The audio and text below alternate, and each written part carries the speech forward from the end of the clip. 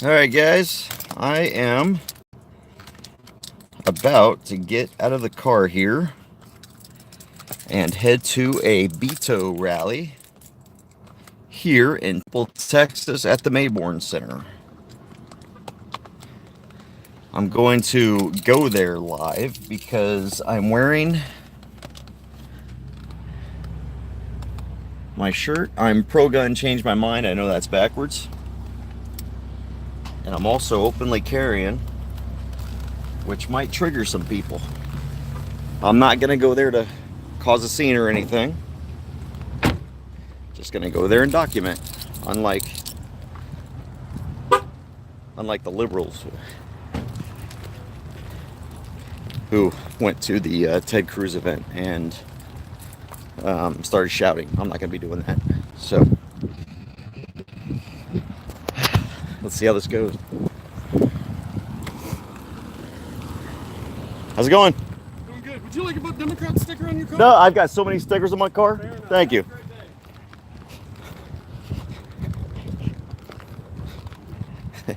But I like a Vote Democrat sticker.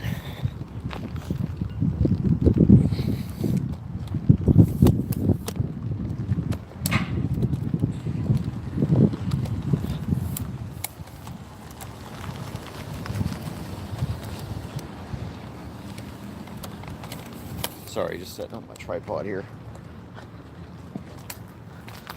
There we go. Good morning, Adam. Good morning, Danny. Shoot, everything disappeared.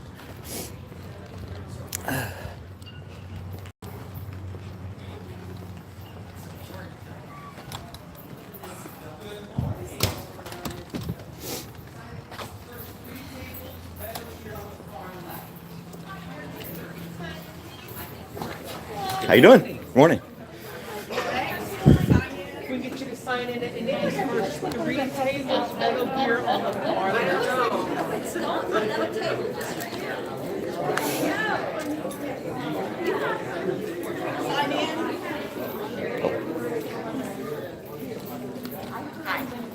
Is that sign in over there too?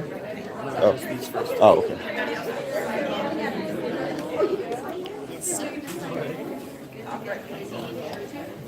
Hi there. Hi, how you doing? Good. How are you? Oh yeah, Y'all are out of Georgia now, right? we are. As a matter of fact, I was there when they moved from Germany from the Fulda Gap to Fort Stewart. Sorry. Did you serve or were you a vet? Thank you. Oh, see, I should have worn. I'm a veteran, not the veteran's wife shirt today. Yeah. I usually reserve that for the VA. Oh, the veteran, not the veteran's wife? That's good. I like that. In here? Yes. Okay, thanks. I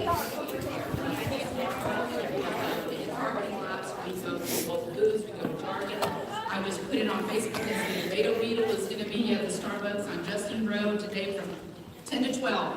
And people show up. I have signs, I have buttons, I have bumper stickers, I have all of the swag that they need. I have it there. We raise money, send it all back into the Beto campaign. Pop-ups are fun, they're easy. You don't need a Beetle. You can just go by yourself to Starbucks or to wherever you want with your merch and just set it up and have a coffee.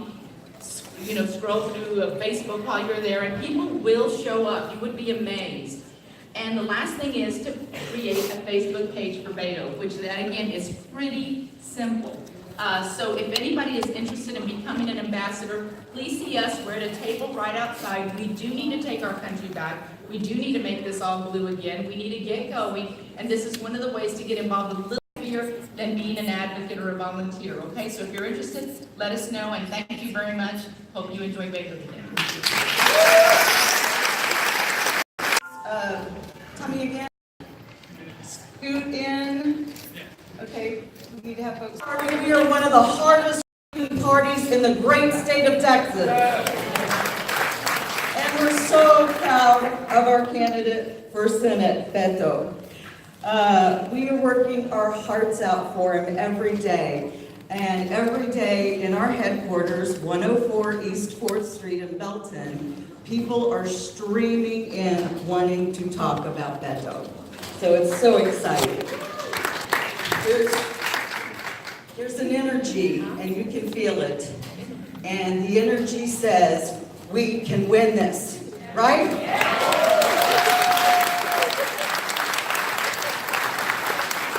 And speaking of energy, I'm just here to introduce Dakota Widener, who's going to introduce Beto. I met Dakota when we did a March for Our Lives earlier this year.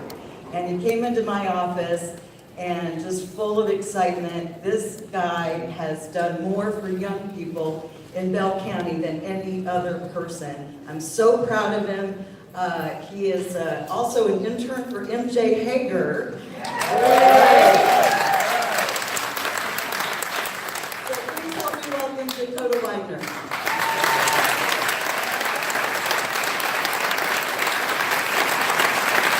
Good morning, Temple. It is a good day to be a Democrat.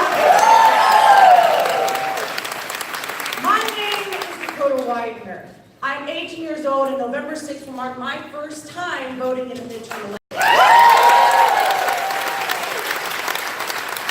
I remember 2016. That was the beginning of my interest in politics. I got angry, I got motivated, and I got active. After the 2016 election, I, like most of America and the world really, was disappointed by the results. But then I hear about a congressman from El Paso who is literally running across the state of Texas to take down Republican Senator Tickers, and hundreds of thousands of dollars from special interest groups, and has voted against everyday Texans like myself. Now, I'm still angry, I'm still motivated, and I'm still active, volunteering for great progressive Texas candidates like MJ Hager for District 31. And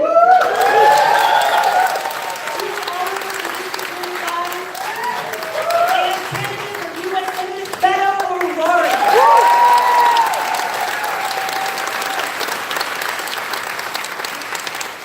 Beto made me a believer when he came to my town, looked me square in the eye, and not only promised to end the corruption in Washington, but demonstrated his commitment to that promise by refusing to accept any money from special interest groups, and still ended up outraising his opponent by millions of dollars thanks to people just like us.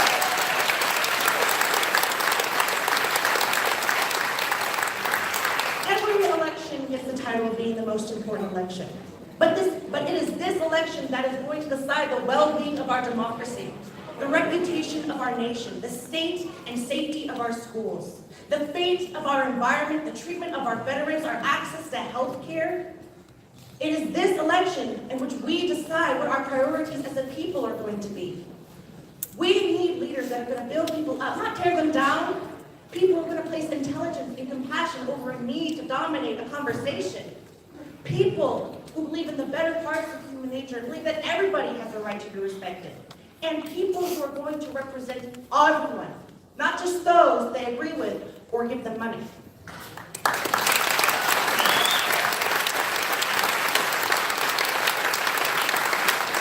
The line in the sand has been drawn, and I suggest you decide which side you're on.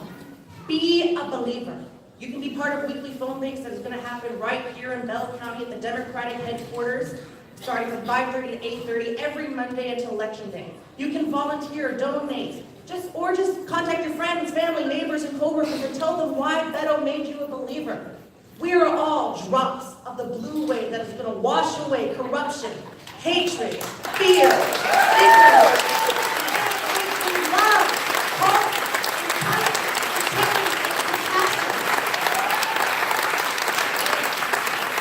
but whatever you do, don't just smell the grass, crawl over some broken glass, and work to elect your next Senator Beto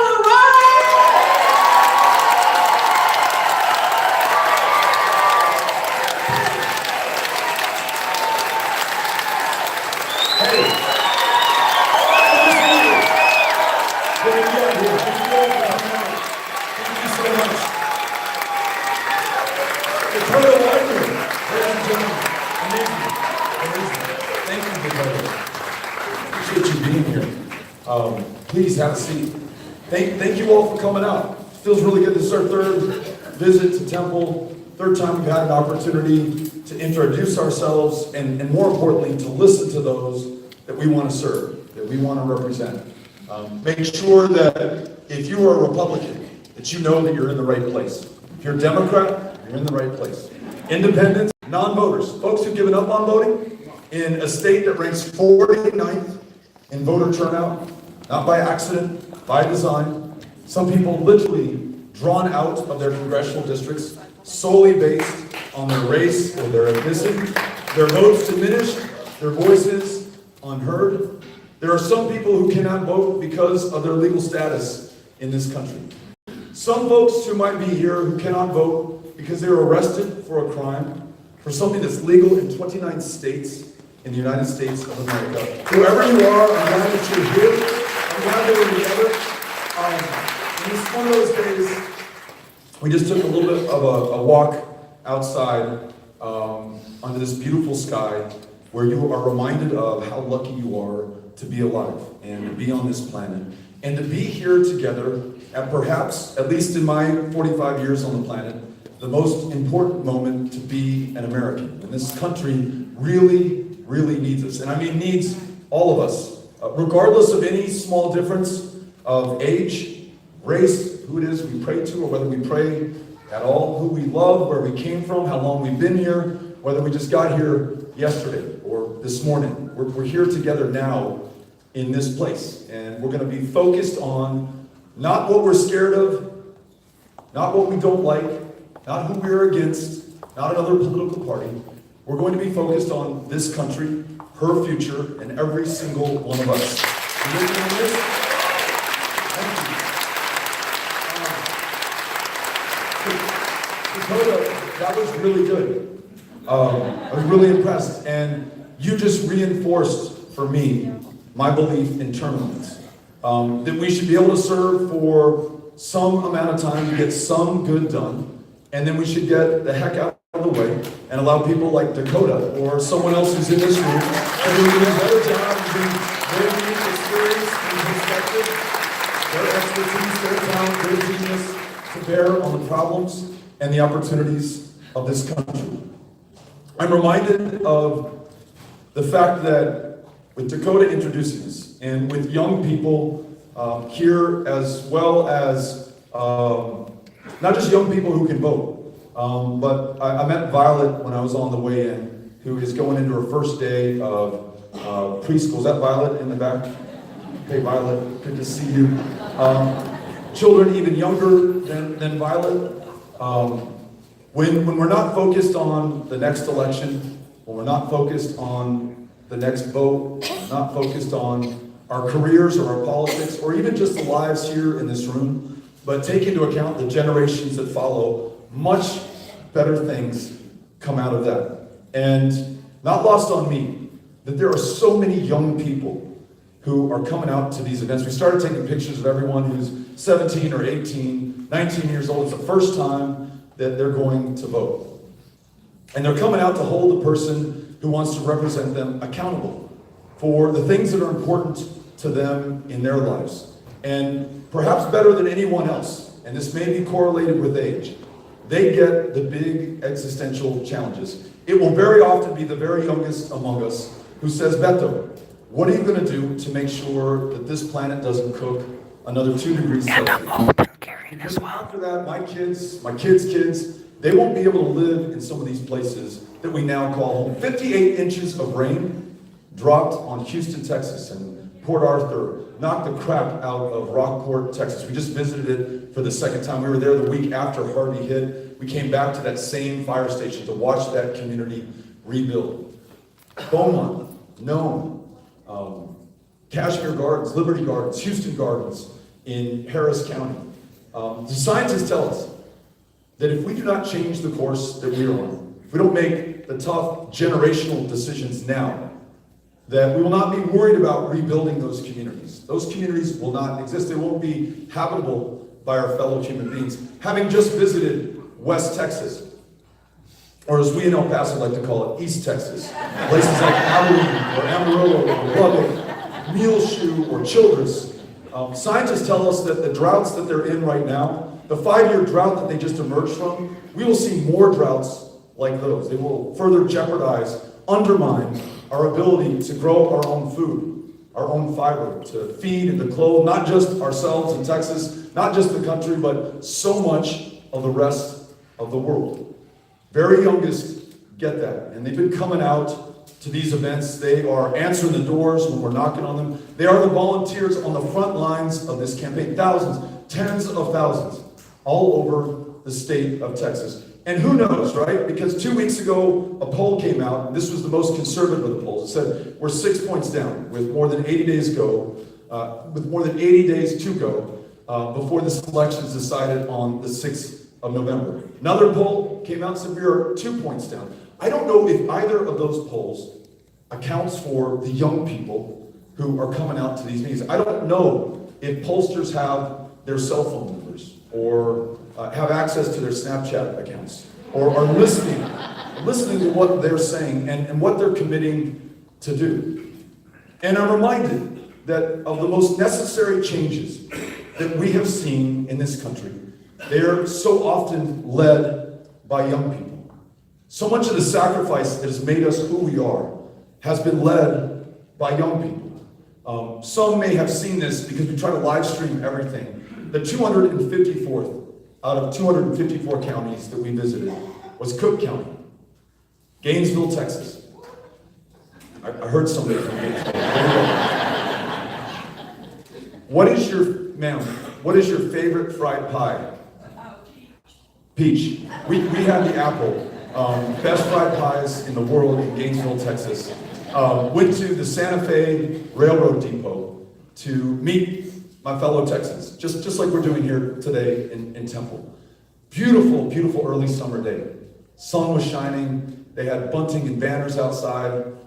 There was a band playing, just like Britt, who's here. Britt, thank you for being here and playing. Welcome. There was music. There was democracy, there were people, there were hot dogs, there were cakes. Every chair was filled. The walls were lined with people. They'd thrown open the window, the meeting area, so that people who could not get in could listen from outside. And as I was walking in, this guy pulled me aside and he said, I want you to know a little bit of the history of this area. In 1944, there was an entire division of the United States Army. It was training just outside the city limits of Gainesville. Young men, young people, maybe your age, maybe a little bit older. And every single one of those young men who had been training outside of Gainesville, gorging themselves on fried pies when they had a chance, boarded trains in that same station that we were going into. Trains that would take them to ships, ships that would take them to England, to transports that would take them to Omaha Beach. That division would land on Omaha Beach on the 16th of June in 1944.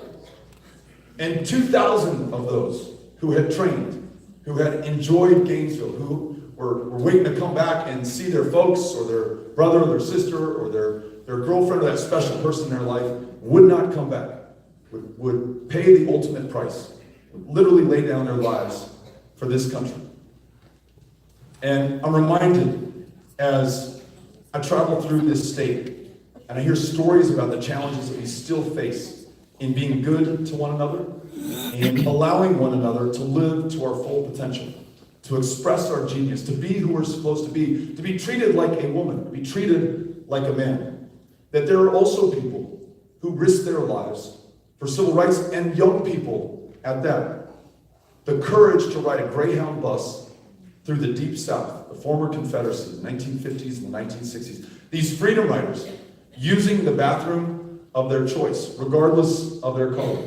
My colleague, really my leader, my mentor, John Lewis, being arrested 57 years ago for the crime of being a man, knowing that when he used that whites-only bathroom in Mississippi, that he'd end up in the Mississippi State Penitentiary, Parchment, which he did.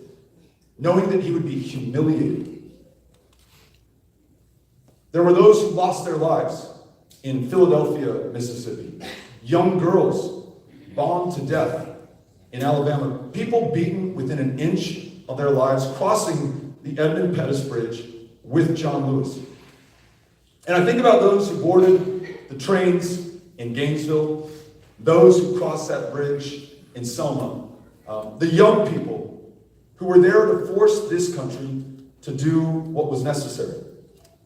The young people really who are the ones we should be thanking for the celebration that we just acknowledged 2 weeks ago, 53 years to the day that the Voting Rights Act passed. And a couple of weeks before that, we celebrated the 54th anniversary of the Civil Rights Act. We are the ones who inherited their sacrifice, their service, their bigness, their greatness, their courage, their confidence in the face of some really, really, really tough stuff.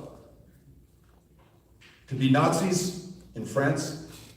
It could be Bull Connor in the United States. But young people were willing to lead us and to force a change that we otherwise would not have. Now, we are by no means there, and civil rights is a perfect example. I already mentioned that we're 49th in the country in voter turnout on purpose. But we also are contributing to some things that I don't know that I fully understood until we started campaigning and listening to those that we wanted to represent. This school to prison pipeline that I had heard about, I didn't understand that it began. I didn't know that African American children were 5 times as likely to be suspended or expelled in the same classroom when they're 5 years old as other children of other races. I didn't know fully that the war on drugs that we have been fighting for 50 years has really been a war on people, and a war on some people over others. I didn't know that though we had the largest prison population on the face of the earth, that I knew. I didn't know that 1/3 of those who are serving time right now, while we are here and we have our freedom, are there for nonviolent drug crimes, many for the crime of marijuana possession or distribution, something that's legal and that people are getting rich legally off of in 29 states in the Union. I didn't know that all races used illegal drugs at the same rate, but only some races will serve time behind bars. And then once you do, try getting a job when you have to check a box saying that you have been arrested and that you've served time. Try getting a student loan so you can finish your education, better yourself, contribute back to the success of your family and your community. Try being a man or a woman and being there for your family. I wrote a note. We had a criminal justice roundtable in South Dallas. And this woman who served 5 years in Alabama for marijuana said, once you've been in the criminal justice system, and once your options are constrained, once your choices are narrowed, it's really hard to want to be free. Fuck, I wrote that down. It's inside me. What has that done to her? What has that done to millions of other people? And by extension, the millions more in their lives. And it's young people. It's young people coming to meetings like these who say that it's not enough, Beto, to know that this is going on. It's not enough for there to be these problems that we are acknowledging and facing. We've got to be the ones who lead the change. So what if, because we know that children in those kindergarten classrooms, depending on race or ethnicity, their opportunities that their parents have had in their lives, will start the first day of kindergarten 10 months behind in math, 12 months behind in reading, with no time ever to make that up. What if we said we, at the price of $10,000 a child, are going to extend full day pre-K, universal for every child in this state and in this country, so that every child has the same starting line, every child has a better chance at success. Because we know that the sooner you begin learning, the longer you will learn. The better chance you're going to graduate from high school, the better chance you're going to pursue higher education. There's going to be a smaller chance that you ever tangle with the criminal justice system at a time that for African American children, 25% of African American children in this community, in this state, in this country, have had a parent in the criminal justice system. 4% for white kids. And that 25% for African American children, 4 times as high as it was in 1980. Things are getting worse. They're not getting better in the wake of so much sacrifice and so much service.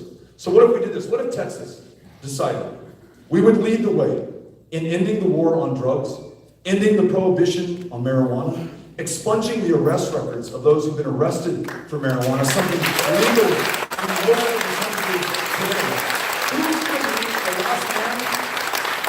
Chances are the last African-American man to waste away behind bars when we know there's one direction this country's headed in. I think we can do right for everyone. We can do it because it's just, because it's moral. We can do it because we're going to be the jealous stewards of your taxpayer dollars. That $10,000 in pre-K, compare that to the $22,000 a year we will pay to lock someone up. Or how about this? In a state that is the least insured in the United States, where we're literally, and we've met their family members, people are dying of the flu, they're dying of diabetes, in the wealthiest, the most powerful country on the face of the planet. School teachers who have insurance, who have quote-unquote health care, but don't have the $119 that's a copay on their flu medication, so they don't get it, and they're no longer here. This state, where the largest provider of mental health care services is the county jail system. And not only are you paying $60 a day to keep that young woman who has schizophrenia or bipolar disorder or depression locked up because she got arrested on purpose, because that's the only place she could get care. She's also not raising her family. She's also not finishing her education. She's also not writing great music and producing works of art that are going to blow our minds if we'll just let her live to her excellence. For $14.50 a day, we could provide her outpatient mental health care services. So when they tell us that guaranteed, high quality, universal health care is expensive, say it's a lot less expensive than the way we pay and the way we fail to pay for is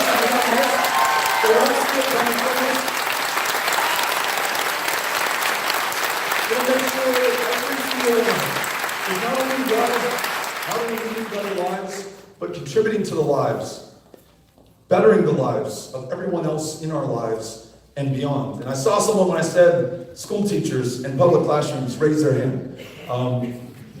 Yeah, and there's more retired teachers, raise your hands. Thank you for your service.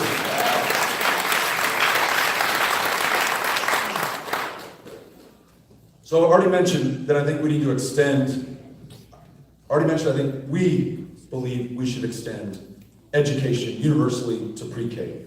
It's a smart investment, one that will pay a very handsome return over the lifetime of that student, over the lifetime of that community. What if, and hang with me because this is a crazy concept, what if we paid teachers a living wage so that they didn't have to take on a second or a third job, they could focus on those kids in that classroom? They're not driving an Uber, they're not working at that bar, they're not having to do something else. Their exclusive focus is on those kids in front of them. And in addition, if we could allow those teachers to focus exclusively on unlocking the talent and the potential within those children, not on a high stakes, high pressure, standardized test, I think those kids would do a lot better. I think that teacher would be a lot happier. Listen, before the corporations who spent so much money influencing the legislature and the legislators and the members of Congress to make this our almost exclusive focus.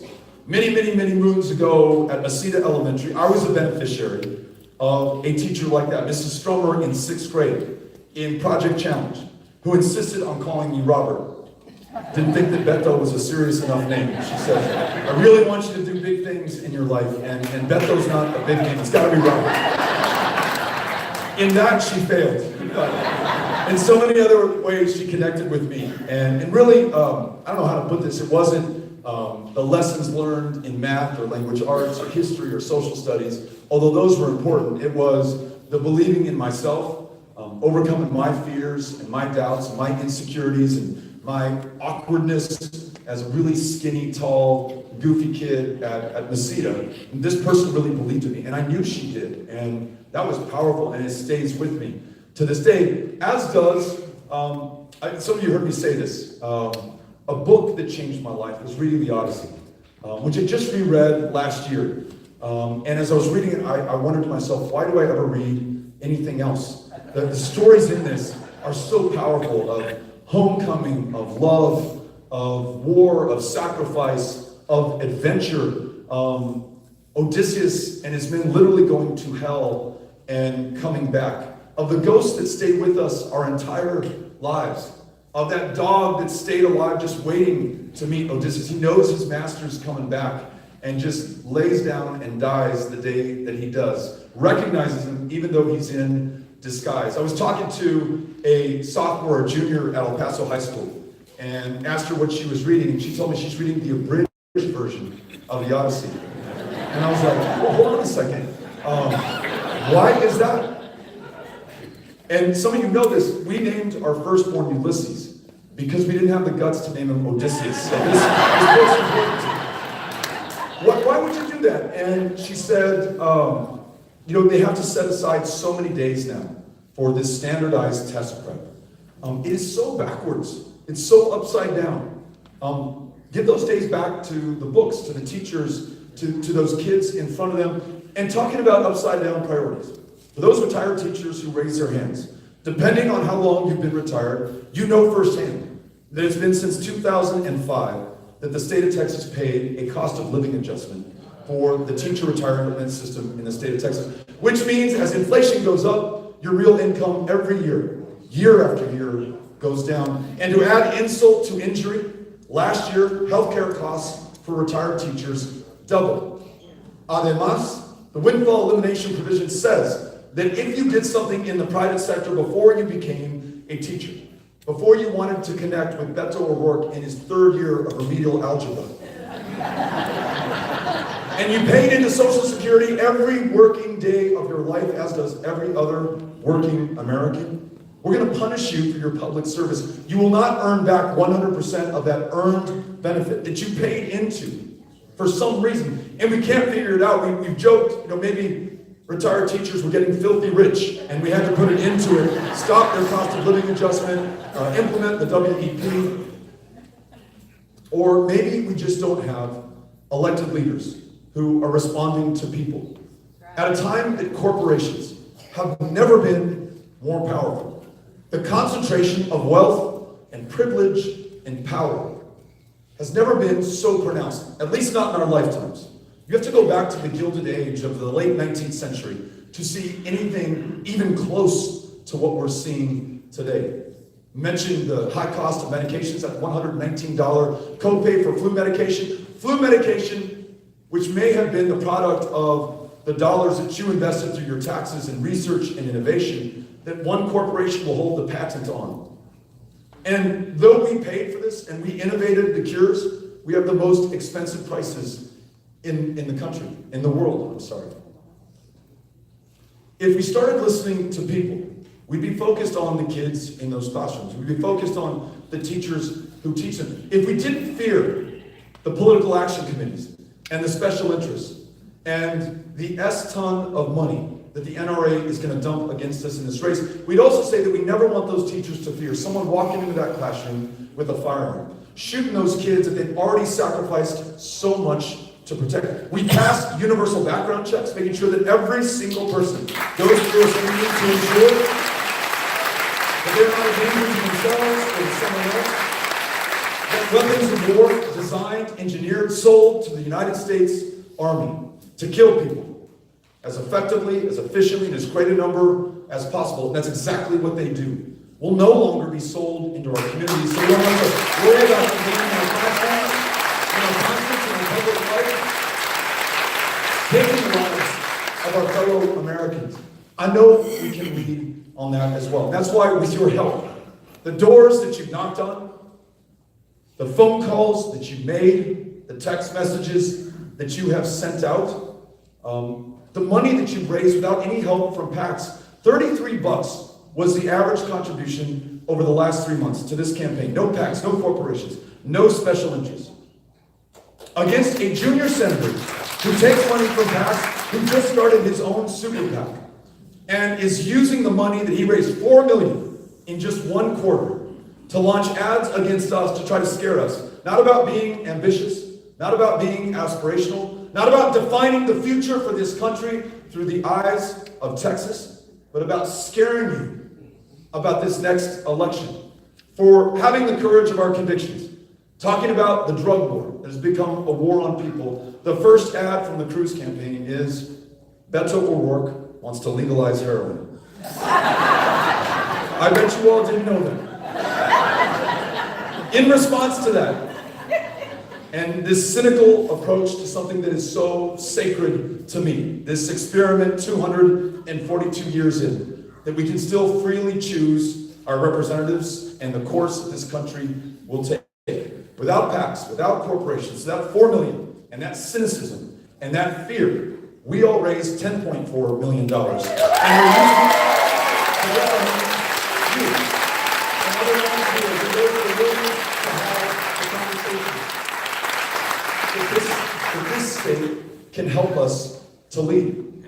And so whether you came here for a specific issue, and I've mentioned some of them, climate change, higher education and public education, whether it's healthcare and wanting to ensure that everyone can live to their full potential, whether it's something that you're concerned about, the fact that Texas now leads the country in the developed world in the rate of maternal mortality rate that's twice as bad for African American women, in a state that has closed down more than half of its family planning clinics, making it that much harder for a woman in the least insured state already in the country to get a cervical cancer screening, or see a family planning provider, or just see any provider of any kind at all. Whether you're concerned about the fact that as we are here, again, enjoying our liberty, there are kids in a tent encampment in Tornillo, Texas, in the middle of the Chihuahuan Desert, who still, months later, don't know where their parents are, and don't know when, or even if, they will ever see them again. Parents who risked everything. 2,000 miles, if they were lucky, on top of a train known as the Beast, came to our front door at the Texas-Mexico border, seeking salvation and refuge and asylum and safety, as any human being would do, certainly as Amy and I would do in the same circumstances, I hope. And as we think about the generations that preceded us, maybe in some cases our own families, what they have done in similar circumstances. 5 generations ago, the O'Rourke's fleeing famine in Ireland, coming to the only place that would accept them. We locked those families up. We took those babies from their moms. We prosecuted the mothers like common criminals, sent them back to the very countries that they fled and risked their lives for their kids from in the first place. Sent those kids to foster homes scattered all over the country, or concentrated in encampments like the one in Tornillo. The one person made this decision.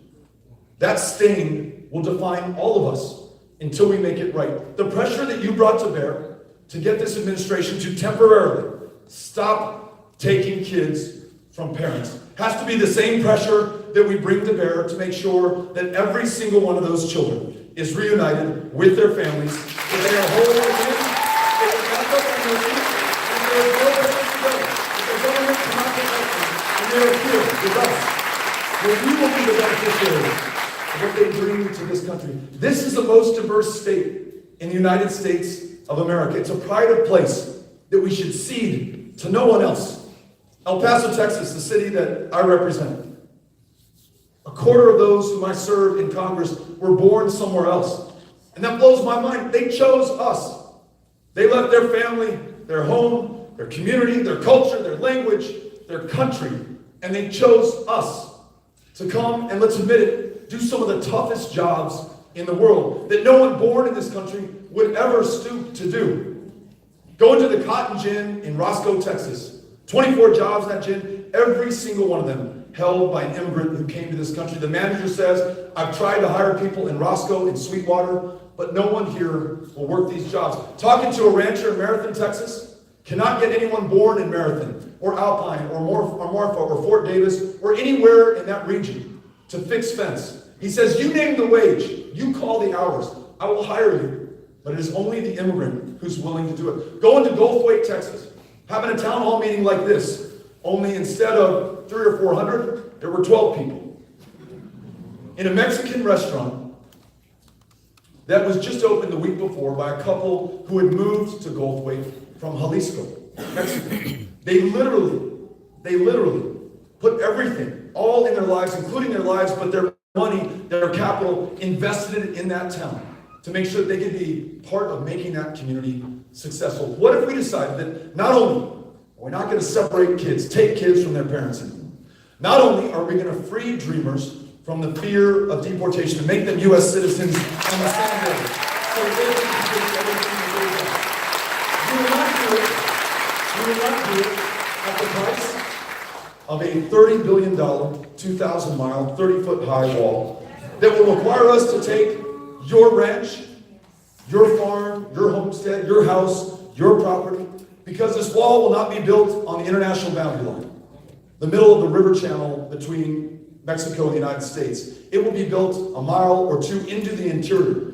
We will literally give up United States territory for a problem that we do not have, with northbound apprehensions being at their lowest levels since 1971. And immigrants committing crimes at a far lower rate than anyone born in this country. We can decide that we are going to own who we are and lead on the issues that we know best. Rewrite those immigration laws in our own image to reflect who we are, our experiences, our lives, the people in our lives. And necessarily, it's going to be Republicans and Democrats, independents, folks from all walks of life, people who come to different conclusions on some of these very important issues. But if we come together right now, at this deeply divided, highly polarized moment, Texas, we will provide the leadership that this country needs. Are you all with me on this? I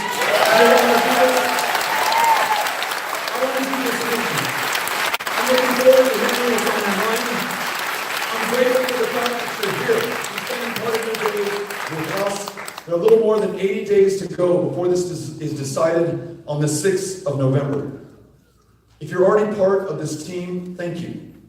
If you would like to join this team, you can text my first name, it's Beto, to 90975. Beto to 90975, or if you signed in, we'll get in touch with you. And if you're willing to knock on doors, if you're willing to have that sometimes awkward, uncomfortable conversation with a fellow human being face to face, not on a screen, not safe, not predictable, not someone with whom you agree on every issue, but something fundamental to the success of democracy. I guarantee more than any TV ad that we could get on the airwaves, more than any radio spot that you may or may not hear as you drive home from work, that human connection, person to person, will make the difference. I would love to have you on this team. Thank you all for coming out. Looking forward to hearing what's on your mind. Looking forward to hearing this with you on the 6th of November. Thank you, Beto. We're grateful. Thank you very much. Thank you. Thank you all. Thank you all.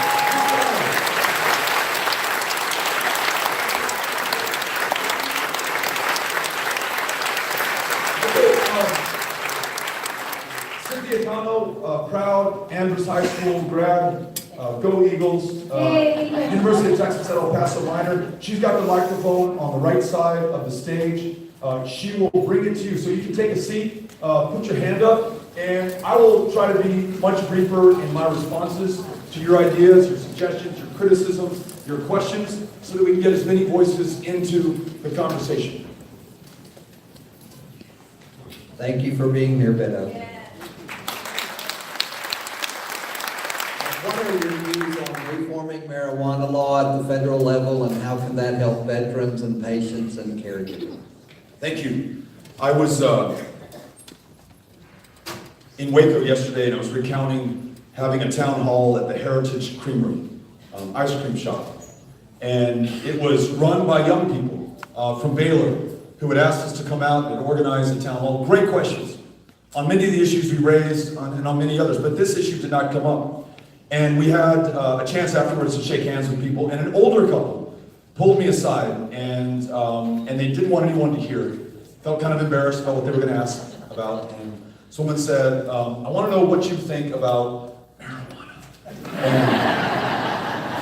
And I told her what I had just shared with you. I said, listen, I'm on legislation that I've helped to co-sponsor with Republican and Democratic colleagues that would end the federal prohibition. I want to make sure that we lead on this, but tell me why you're asking. She told me that she had fibromyalgia, and she aches everywhere, all the time, cannot sleep, is losing her memory, feels like she's literally losing her mind, is prescribed so many drugs that she is zonked out half the time. And she said, someone in my family introduced me to cannabis, to marijuana. And I gotta tell you, it's the one thing that makes living bearable for me right now, but I'm a criminal. I'm embarrassed to even have this conversation with you right now, she told me. Meeting veterans, meeting their doctors at the VA, who said, I'm prescribing this veteran opioids.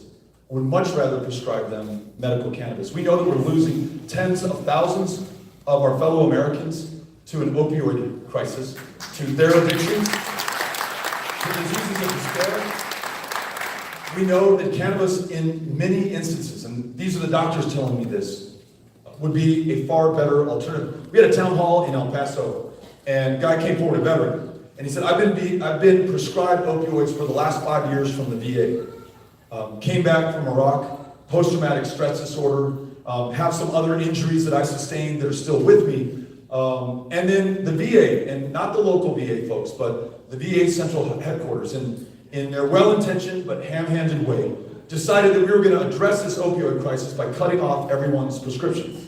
So this guy came to the microphone and in front of an audience like this one said, I'm just going to tell you, Beto, I'm buying drugs on the street. I'm buying heroin right now. It is the only way that I can be any way good. Now, he doesn't need heroin, and we should not ever be in a position where we're listening to a veteran who literally put his life on the line for this country, came back changed, needed help, and is helping himself by using something like heroin. So at the VA, for so many different conditions that we are encountering, from those who served as far back as World War II, to Korea, to Vietnam, to the first Gulf War, to the wars that we're fighting today in Afghanistan, in Syria, and Iraq, in Somalia, in Libya, in Yemen, in Niger, in all these places half a world away, spending hundreds of billions of dollars every year, racking up trillions of dollars in debt. Wars without definition, meaning I don't know what victory is. Wars without strategy.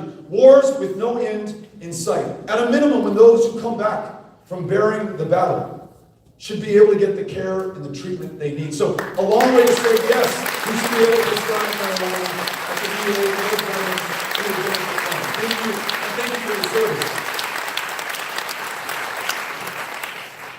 Hi. Hey.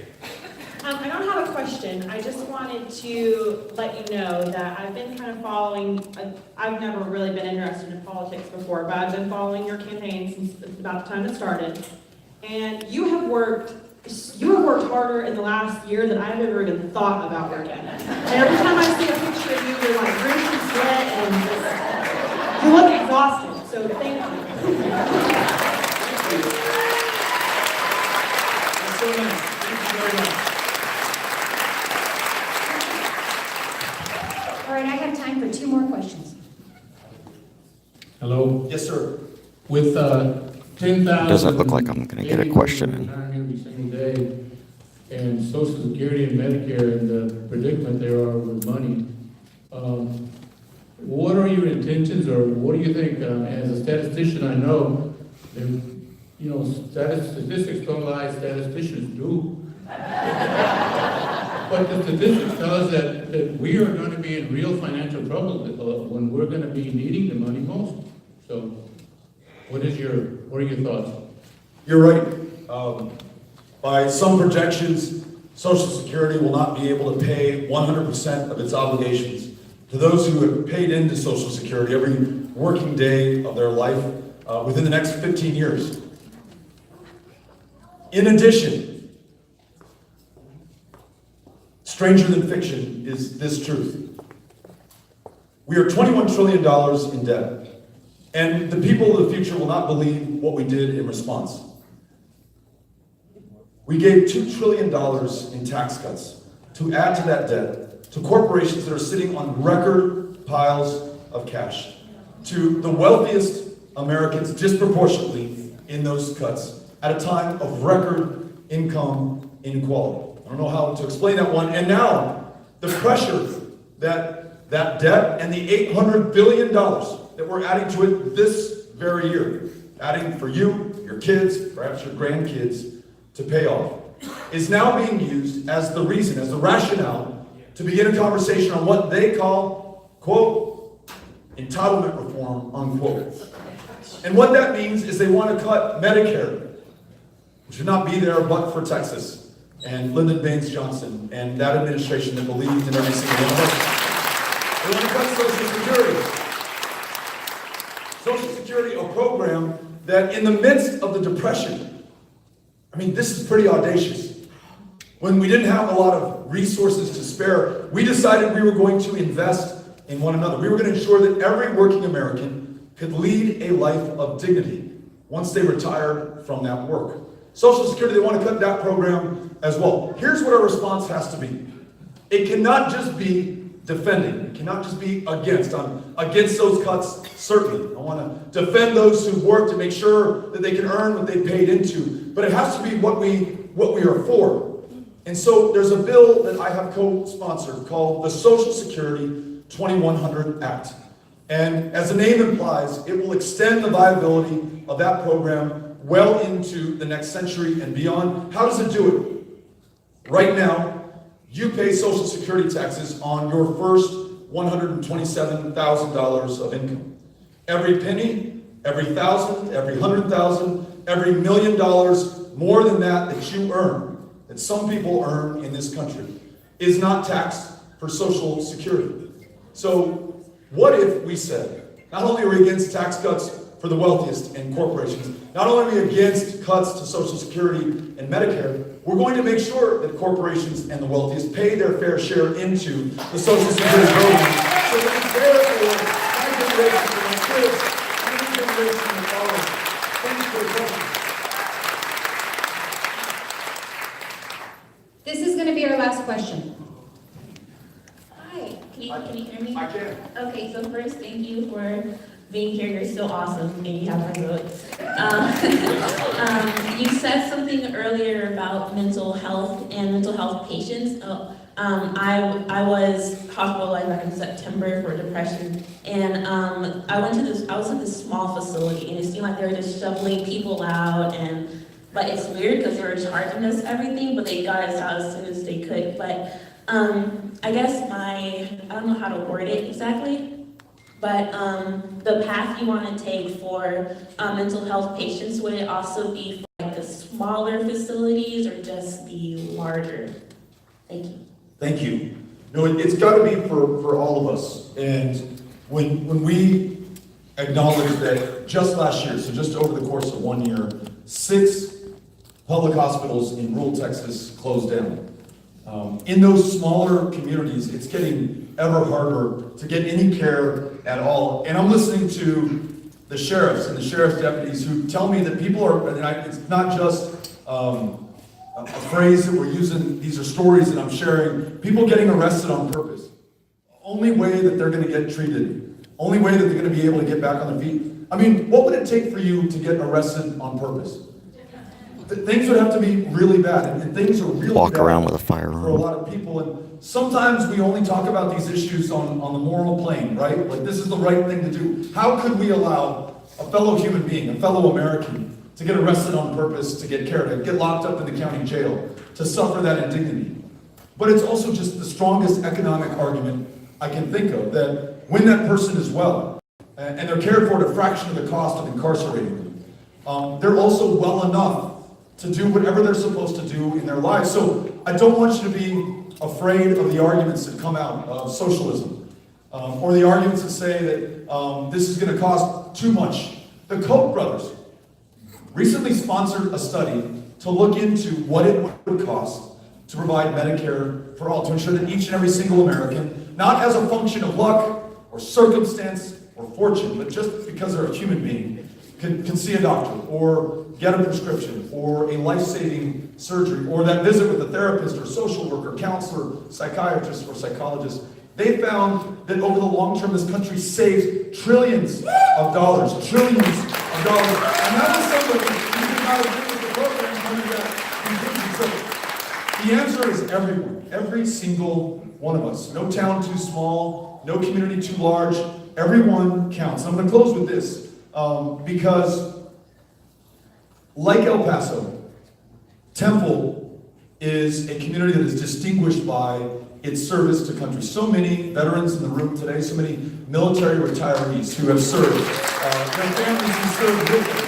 Some who are serving right now, or their family members who have a spouse, a wife or a husband who's overseas at this moment and took the time to be here and bring their kids with them.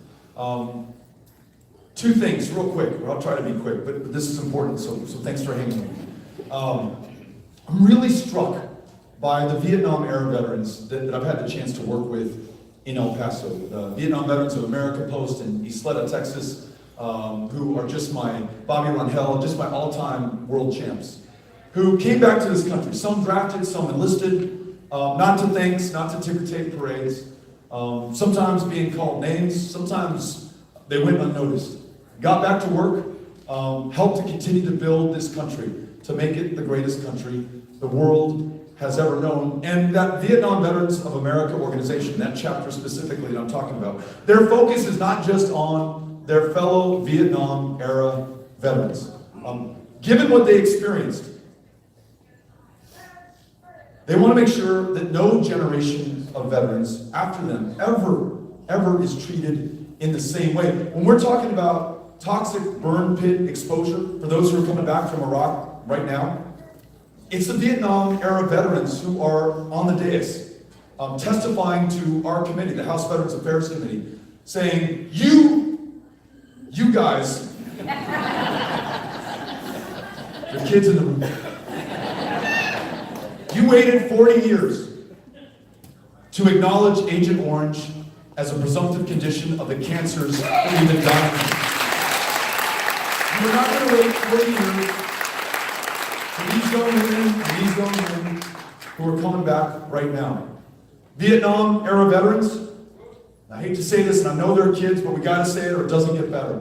They're taking their lives faster than any other generation of veterans or military retirees. We're losing 20 a day. Veterans in general by their own hand. The largest cohort are Vietnam era veterans.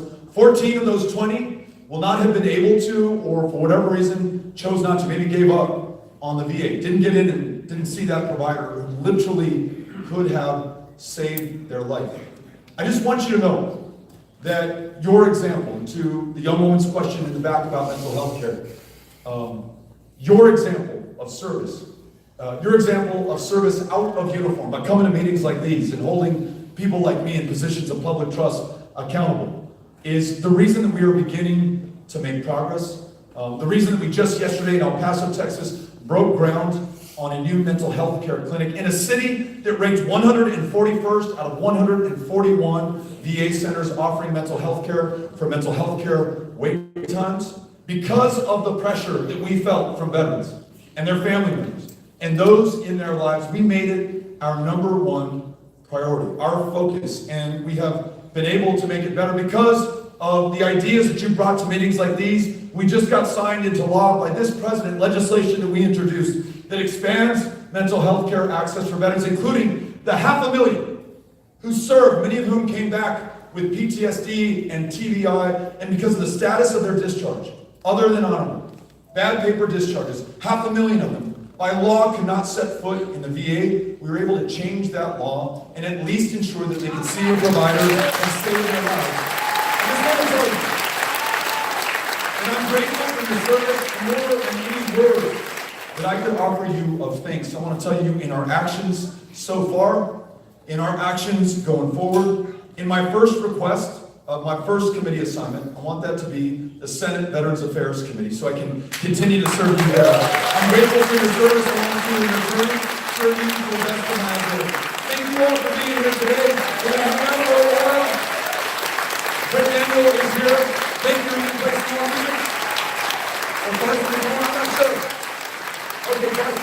Fred, thank you for playing for us. Carson, thank you for being here. Thank you all, Temple. We love you. See you soon.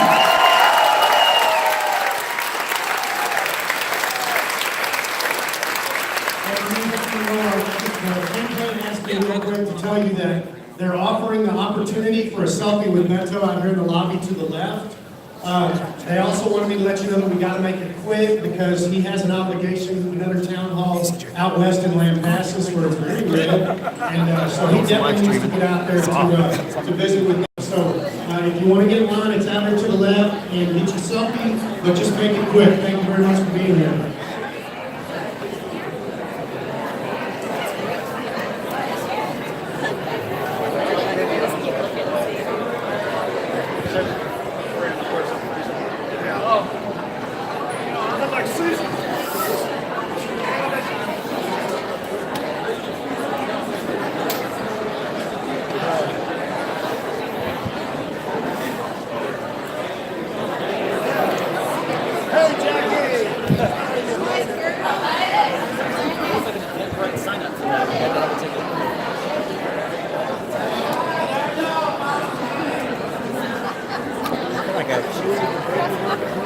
How are ya? I figured I might see you on there. I saw the hat. I said, it's gotta be true. Nice to see you, man.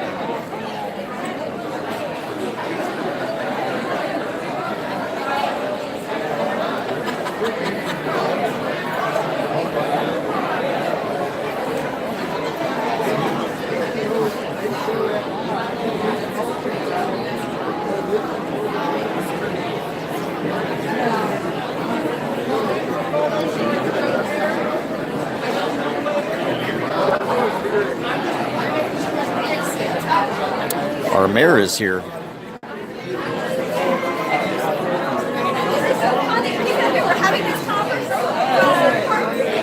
The mayor that called me a sociopath is here.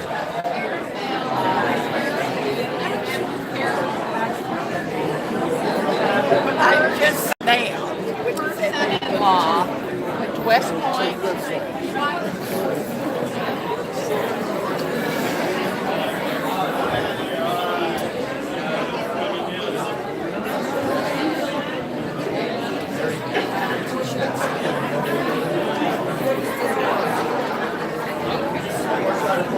Anybody that's got a big t-shirt, I'm sorry. No, they had a certain paper in order to get signed up. I'm not there about sign up for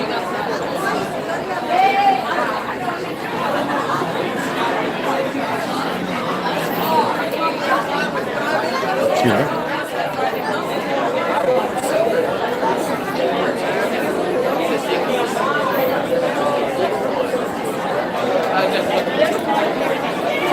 So I'm in line to try and get a picture with Beto.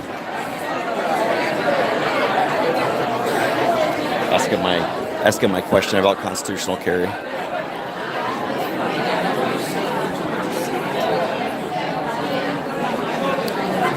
Hey Juliet, the reason, so I was at the Ted Cruz rally as well, and liberals love to come in and scream and shout and disrupt and make it about them instead of just waiting to calmly ask their questions. I can't stand when they do it, so I'm not going to do it myself. I'm going to be respectful despite the disrespect that they show us.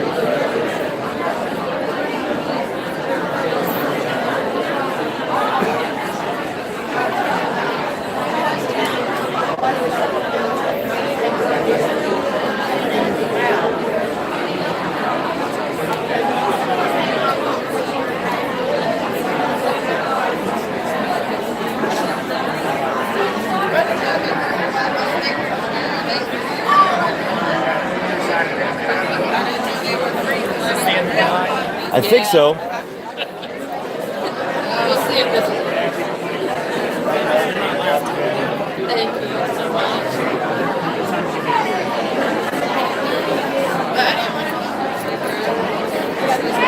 Oh, the mayor, he's no longer the mayor.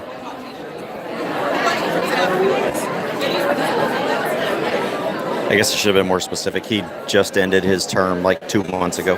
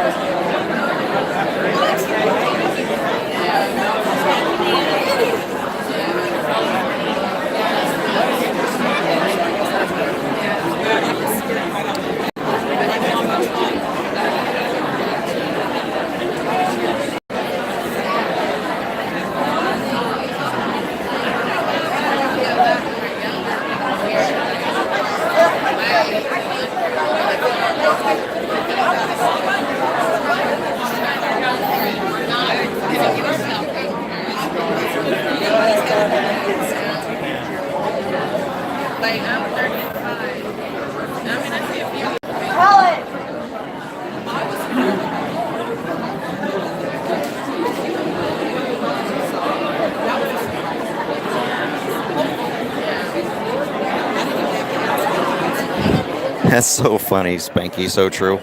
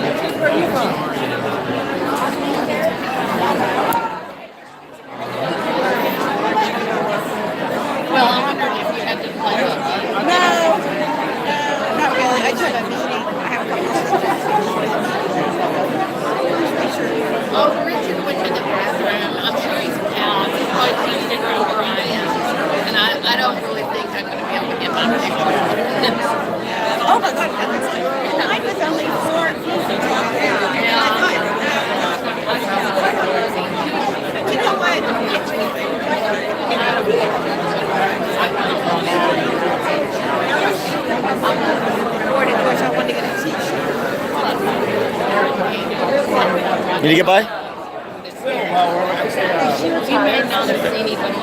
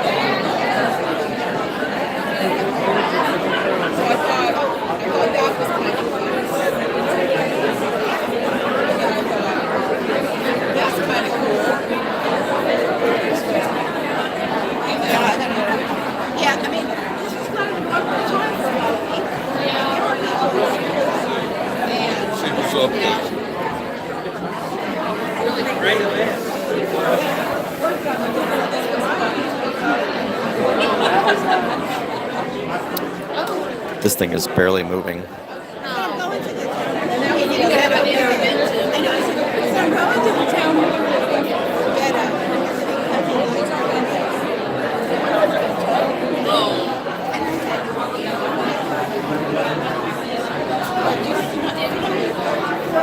There's nothing left.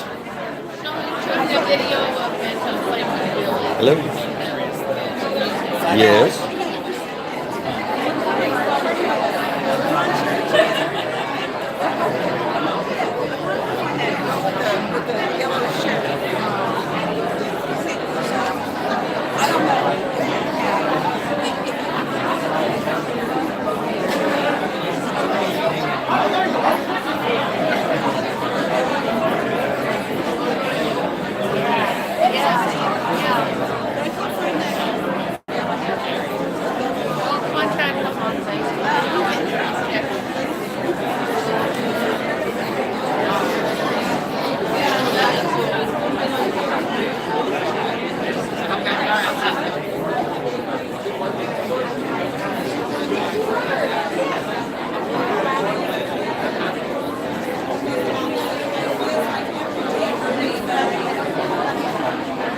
What?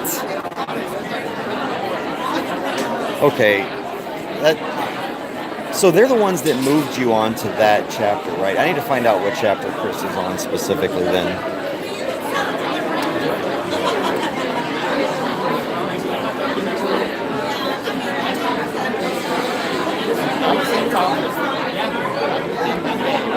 Why is yours so expensive? Like, well, how much is it per credit hour?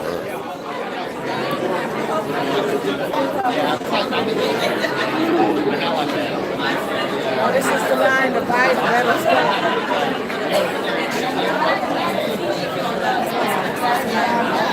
Just, okay.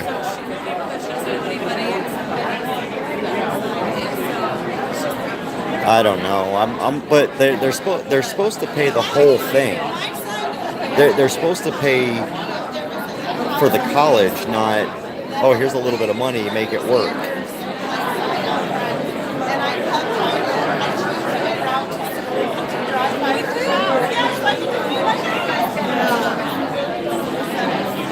Yeah, you have to qualify for specific chapters.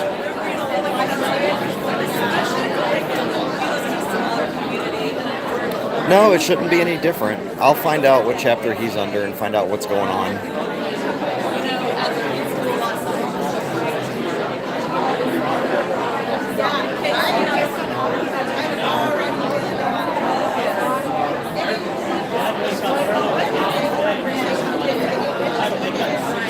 Okay. Well, that's not good.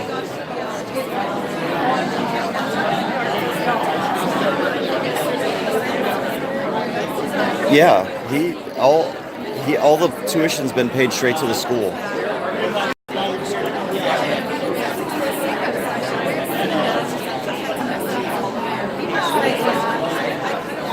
All right.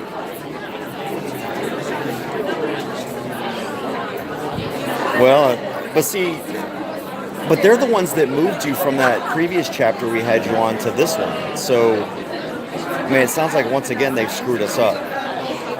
I'll find out what's going on. All right.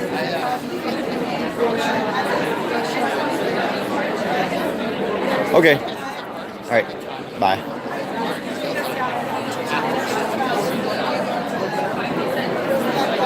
Waistline is not moving.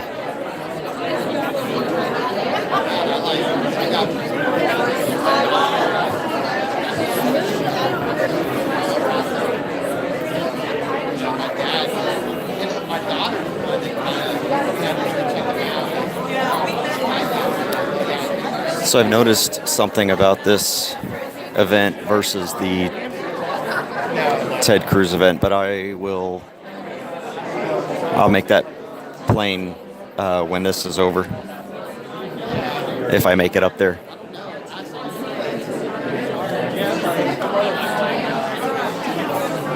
What'sLouderWithCrowder.com. Say again? What'sLouderWithCrowder.com. He's a podcaster. Okay. Does a YouTube channel and all that. Oh, cool. So he does these different, it's like a series called Change My Mind, and so he'll do something like I'm pro-gun, change my mind, or build the wall. I support the wall, change my mind, or whatever, something like that. Are you going to chat with Beto about guns? I'm going to ask him about guns because none of his volunteers have answered my questions. They all say, "Oh, well, just go to the website." Well, the website doesn't answer my question. Oh, well, ask Beto at an event. So they keep telling me to come to an event, so here I am. So we'll see if I get to ask the question. I don't know why you wouldn't. I mean, if I make it up there. It's going pretty slow. I mean, I've gone to a bunch of his events recently, and he waits till everybody's gone. So okay. Well, good. Thank you.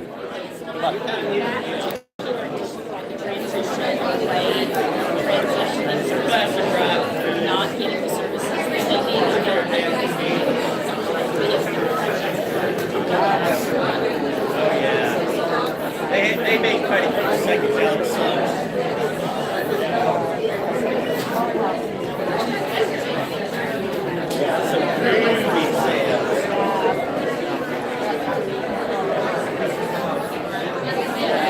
I think that's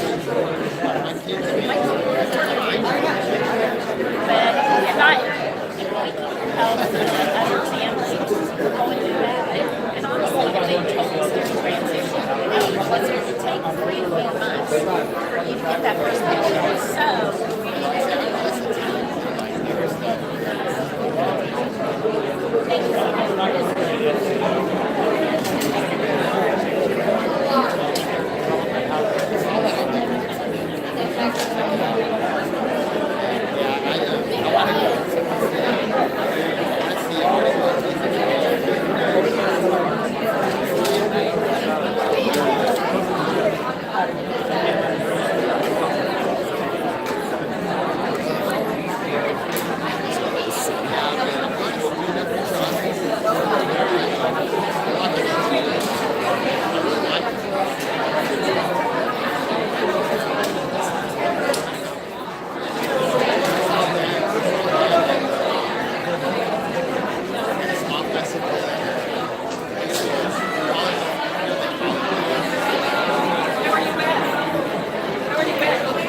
Just myself.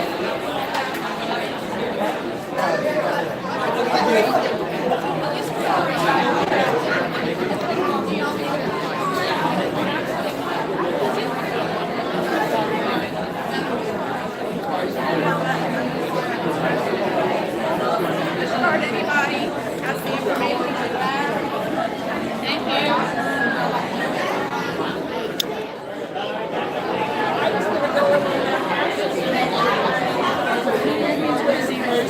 Thank you for your service. Oh, thank you. Appreciate it. Thank you. I got paid. You were compensated. Yeah. It was fun. I mean, I come from a family of military, so it was almost pretty much the only thing I knew at the time. But yeah, it was fun. Hi. I'm doing a podcast about the Senate campaign. Okay. Can I talk to you? I'm Sure. curious, but yeah. Can you tell me who you are? CJ Grisham. I'm just a local resident here in Temple. Also a founder of a gun rights organization here in Texas. So I'm here to find out his views on gun rights. Okay, great. Where do you usually fall politically? Probably more conservative libertarian, that vein. I'm more of a classical liberal, like Thomas Jefferson. Basically, government, leave me alone. And that's so whoever's got the freest policies. So. But you're open to him somewhat? I mean, well, I will listen to anybody. Definitely has a more free gun policy than Beto does. Well, absolutely, and obviously I'm more geared towards Ted Cruz than I am to Beto, but I also believe in listening and conversing and discussing issues. So that's why I'm here to listen to. I mean, if we only listen to the people we agree with, we can never grow that way. So. Yeah. So do you feel like you're more open to him than past Democratic candidates in Texas? I wouldn't say that. Really, I'm here because I've been asking over and over again of his volunteers what his gun rights policies are specific to things that we're fighting for. And none of the volunteers will answer my questions, but they all tell me, "Oh, just go to a Beto event. You can ask him there."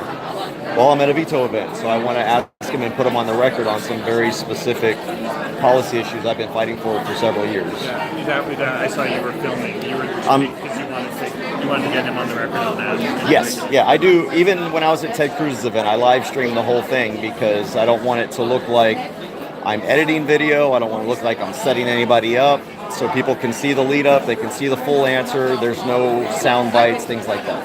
Where do you live stream it? CJ Grisham is my YouTube channel, and then it also gets shared on Open Carry Texas, which is my gun rights group. Yeah. So terrific. It's great that you're out here. You're a veteran, I guess. Yes. Could you introduce yourself again and just mention that you're a veteran? Because I think you did. Yeah, sure. So CJ Grisham, I'm a resident of Temple. I just retired from the Army after a little over 20 years, and I was a counterintelligence special agent. I'm an Iraq and Afghanistan war veteran. And I just believe in constitutional principles. And I've become 5 years ago, became a gun rights activist. And so I'm here kind of more specifically to talk about gun rights. He didn't really discuss much about it today at his speech. Can you tell me what your shirt It says? says I'm pro-gun, change my mind. Great. Thanks, CJ. All right. Appreciate it. Hi there. You going to step on next? Can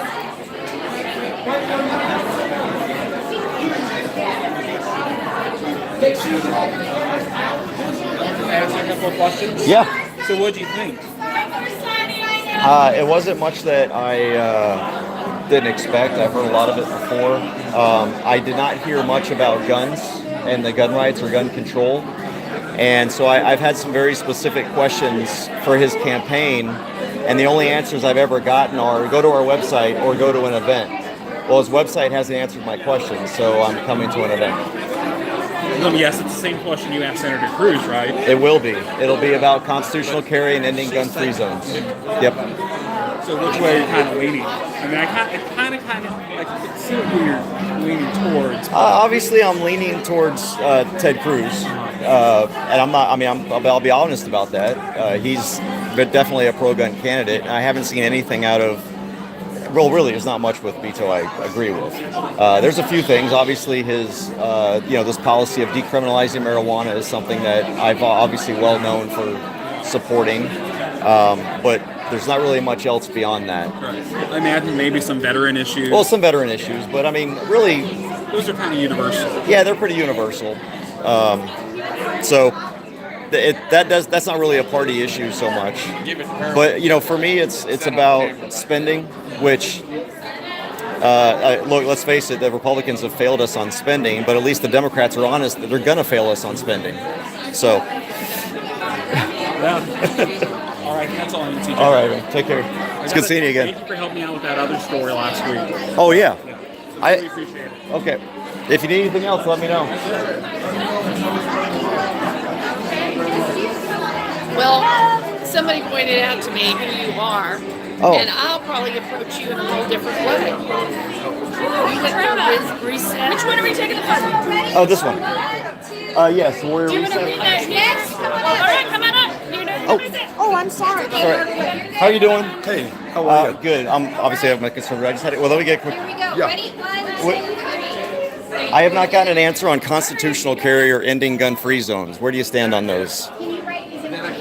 So I believe in this state's ability to issue license to carry a firearm, and I'm actually grateful that Texas has a higher standard than some other states, and there's some level of background check that is conducted before someone can have it.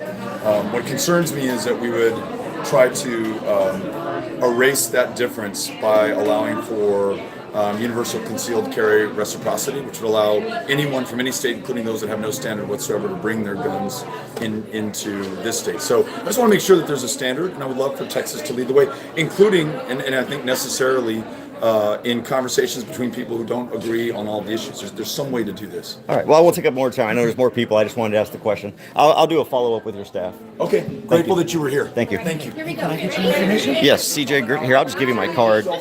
But I run a gun rights nonprofit, and I've got two very specific questions that staff has continuously told me show up at an event or go to the website.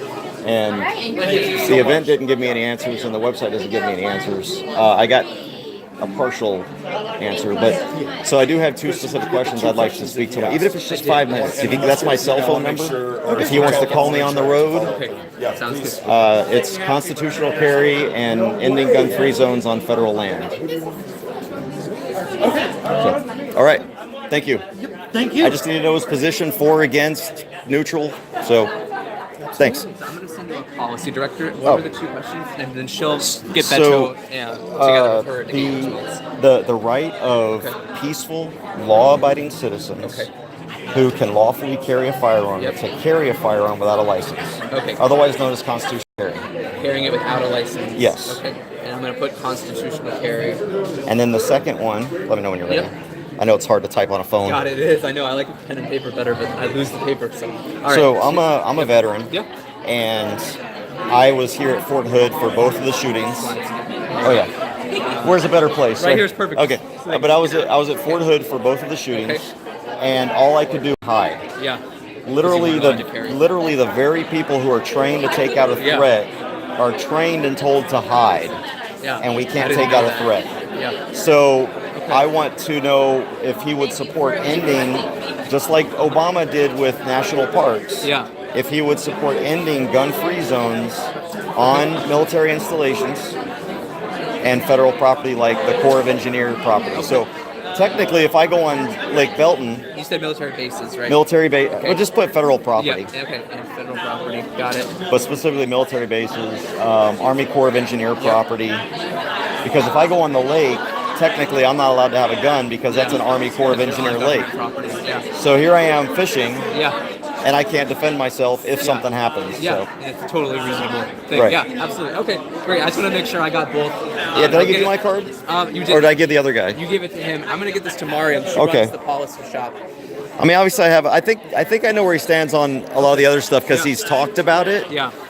I know he doesn't support the 50-state reciprocity. Yeah. Which, of course, is concerning to me because the Second Amendment applies to all 50 states equally. Yes. So why he supports unequal rights among the states is kind of baffling to me. But those are the two main issues that I haven't been able to get an answer on. Okay. Awesome. Well, we'll get you an answer. Okay. Mariam sits next to me, so she can't hide from this one. Yeah. All right. What was your name? Chris. Chris. CJ. Nice to meet Well, I'm you. Chris too. Oh, great. But I go by CJ. All right. We'll see you next time we're in Temple. We'll All have an right. answer before then. Yeah, I come to all of these. I mean, granted, I lean very conservative, libertarian side, but I like to listen to everyone. Yeah. I mean, there are some things like I agree with decriminalizing marijuana. It's frustrating. Overdue on that one. Yeah, I mean, I ran as a candidate, a Republican candidate here on that platform as well. But so, you know, just trying to get answers. Yeah, that's all. definitely. Well, we owe them to you. We'll get them Great. to you. Thank you very Nice much. to meet you. Appreciate your time. And then, I'm with the Washington Post. It's been following around Beto. Oh, yeah.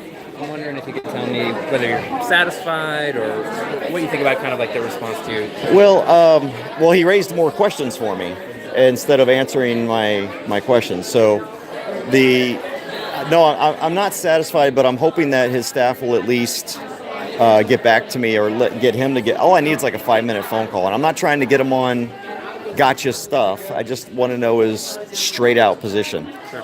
But I was a little worried because he said the reasons that he said he opposes national reciprocity is because there's different standards that each state has.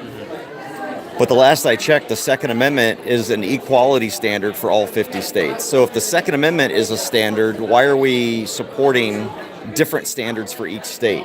So why am I, as a Texan, unable to go to New York? As a law-abiding, peaceful Texan, why can't I go to New Jersey and New York to carry? I would love to visit New York, but I'm not going there without a firearm. And I can't carry a firearm because they don't recognize my license. And I shouldn't have to have a license to begin with, but... So he's probably not going to change your mind, right? I mean, it says I'm pro-gun, change my mind. Were you at least happy with their, I don't know, how they dealt with you, with their... Yeah. I mean, I didn't expect anything but respect. I mean, if you look at the staffs of almost any politician, I've never had anything but respect. There are some supporters that aren't respectful, but no, I'm actually satisfied. I have respect for anybody that will put their name out there and run for office. Whether I disagree with them or not, you have to respect someone putting themselves in the position that politicians put themselves into. Do you tend to vote on this issue, or do you think about lots of issues? I have lots of issues. Guns are a major issue for me because without the right to defend yourself, it doesn't matter what other right you have because you're dead. Right. So for me, it's always been, and as a soldier who fought in combat and saw what happens to unarmed citizens by the government, it only strengthened my resolve that we need. Would you say you're leaning Ted Cruz at this point? Oh, I wouldn't say I'm leaning. I'm voting for Ted Cruz. Yeah, I'm not here to pretend that I'm going to be a Beto voter. There's just too many issues I completely disagree with him on. I mean, I am not a big government guy. Now, what I tell people is I tend to vote Republican, but the Republicans have failed us. But I don't vote Democrat because at least they're honest about wanting to fail us on the policies where I stand. Yeah. So, well, I appreciate talking. All right. Thank you. Have a good one. Take care. You good? Yeah. Did you get all your answers? No, he just raised more questions. So yeah, I wanted to ask about constitutional carry, but he went on to 50-state reciprocity, and so that just raised more questions for me because he seemed to support the current law as it is, where my license in Texas is not good in New York and New Jersey. He likes these differing standards, so that raises the question to me, well, I thought the Second Amendment was a universal standard. So how can you support something where you create inequality in a constitutional system? So, but I mean, he's a nice guy. I don't have anything against him necessarily personally, other than he wants to take away my freedoms. But he's still a nice guy and was very respectful. That's great. I noticed you're open carrying. Yes. Can you tell me what you're carrying? I've got a Taurus Judge Public Defender. It's a 45 long Colt /410, like a shotgun round. I live out in the country, and so I carry a 410 because if I come across rattlesnakes or whatever. So if I don't plan on traveling, I just carry my little revolver with me. Well, it's not little; it's a pretty big revolver. Well, I'm getting the feeling you're going to vote for Ted Cruz. I'm sort of. I would say probably 98% positive I'm going to be voting for Ted Cruz. Yeah, and I don't think coming to a rally like this is going to change my mind, because I'm not a single issue candidate, but gun control is heavily on that scale, and so I'm just here to get answers. Respectfully. I don't want to cause any outbursts like some of the Democrats did at the Ted Cruz rally, but I just wanted to listen. I think we need more of that in society, people listening instead of talking so much, like I am right now. Well, very good. Were you at Fort Hood? Is that how you came to the area? Yes. Well, I'm from Temple. Oh, okay. But I joined the military, spent 21 years in the military, and then retired out of Fort Hood so that I could be close to home. Great. So, all right. Thank you. Take care. What was your podcast called? So I'm at Texas Monthly. I'll give you my card. Oh, Texas Monthly. Okay. You know what? That's fine. I was about to give you a card for my I'll give you one. You can just send me an email or something, or a text or whatever. Perfect. Thanks, TJ. All right. Take it easy.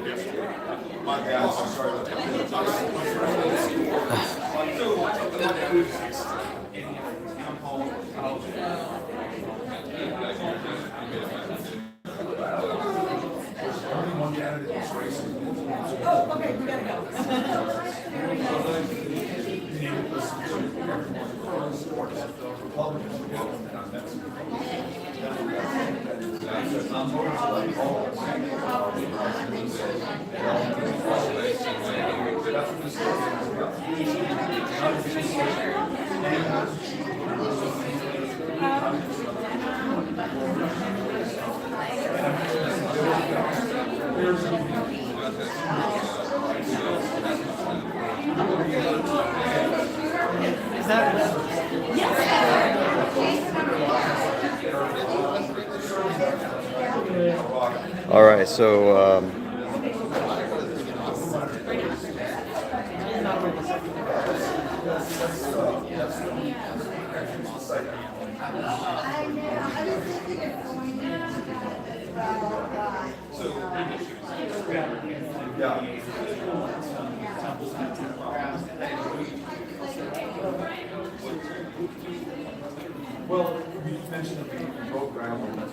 I'm just going to listen in on the media.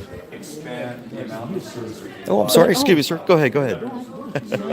I like your hat, by the way. Oh, all right. My understanding is that Temple is undergoing expansion of its post-traumatic stress disorder clinic here.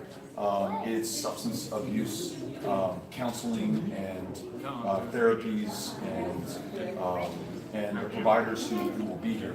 I want to make sure that we have a U.S. Senator in Texas who wants to be on the Veterans Affairs Committee, who wants to work to serve those veterans, who wants to ensure that everyone at a time of 20 veterans a day taking their lives is able to get in and see a provider that can literally save their life. And so while we've been able to turn things around in El Paso, while we've been able to make some progress nationally, legislation that we work with Republicans and Democrats alike on, I think there's far more for us to do for Temple, for Texas, for this country, and I want to be part of that solution. Yeah, thank you. That's amazing. So what does it say about your crowd? Business and politics.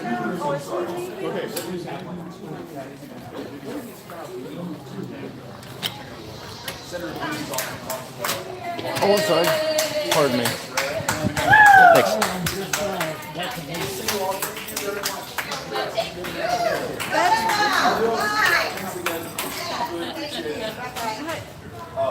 Beto? Yes. I just want to check your hand. Thank you. Starks. Thank you. Good luck to you. Yes. Well, it's all of us, right? Thank you all for coming. Oh yeah, thanks again for being here. I'll just say thank you and leave. So, you know, he's talking at his events to, you know, Christmas I've heard, we gotta keep this state red. There's more Republicans than there are Democrats. Or we're gonna make this, it's gonna blow bright red. I forget what his line is. Who cares about how red or how blue, which party is on top? What about putting this country first? That's what I hear, and that's what you saw in there. It's never asked party affiliation. You said everyone was welcome. There are folks who I know are going to vote for Ted Cruz in there. I want them there as well. There are folks who are going to actually disagree with me on some of the conclusions on issues that I really care about. Thank you. So we got to be for everyone, that may be some of the contrasts that you saw turn out. Hey, I'll take care. Drive safe. Thank you. Thanks. All right. So that's the Beto rally. He's not really saying much that he didn't say inside already. He's talking with the Temple Daily Telegram. So one of the big things I've noticed that stood out to me today was the fact that I didn't see a single police officer. That's the first one. And there's a reason I say that, because, I mean, there were only 2 at the Ted Cruz rally that were there. But this, what you don't see, hang on one second, let me get here to my car. But there are several differences that I noticed that, for me anyway, really kind of stood out. Having gone within a week of each other, gone to 2 separate events, a Ted Cruz rally and a Beto O'Rourke rally. So the first one is, now I'm going to set my camera down here. I'm next to my car now. Tell you what, I'm going to turn this around in case there's questions.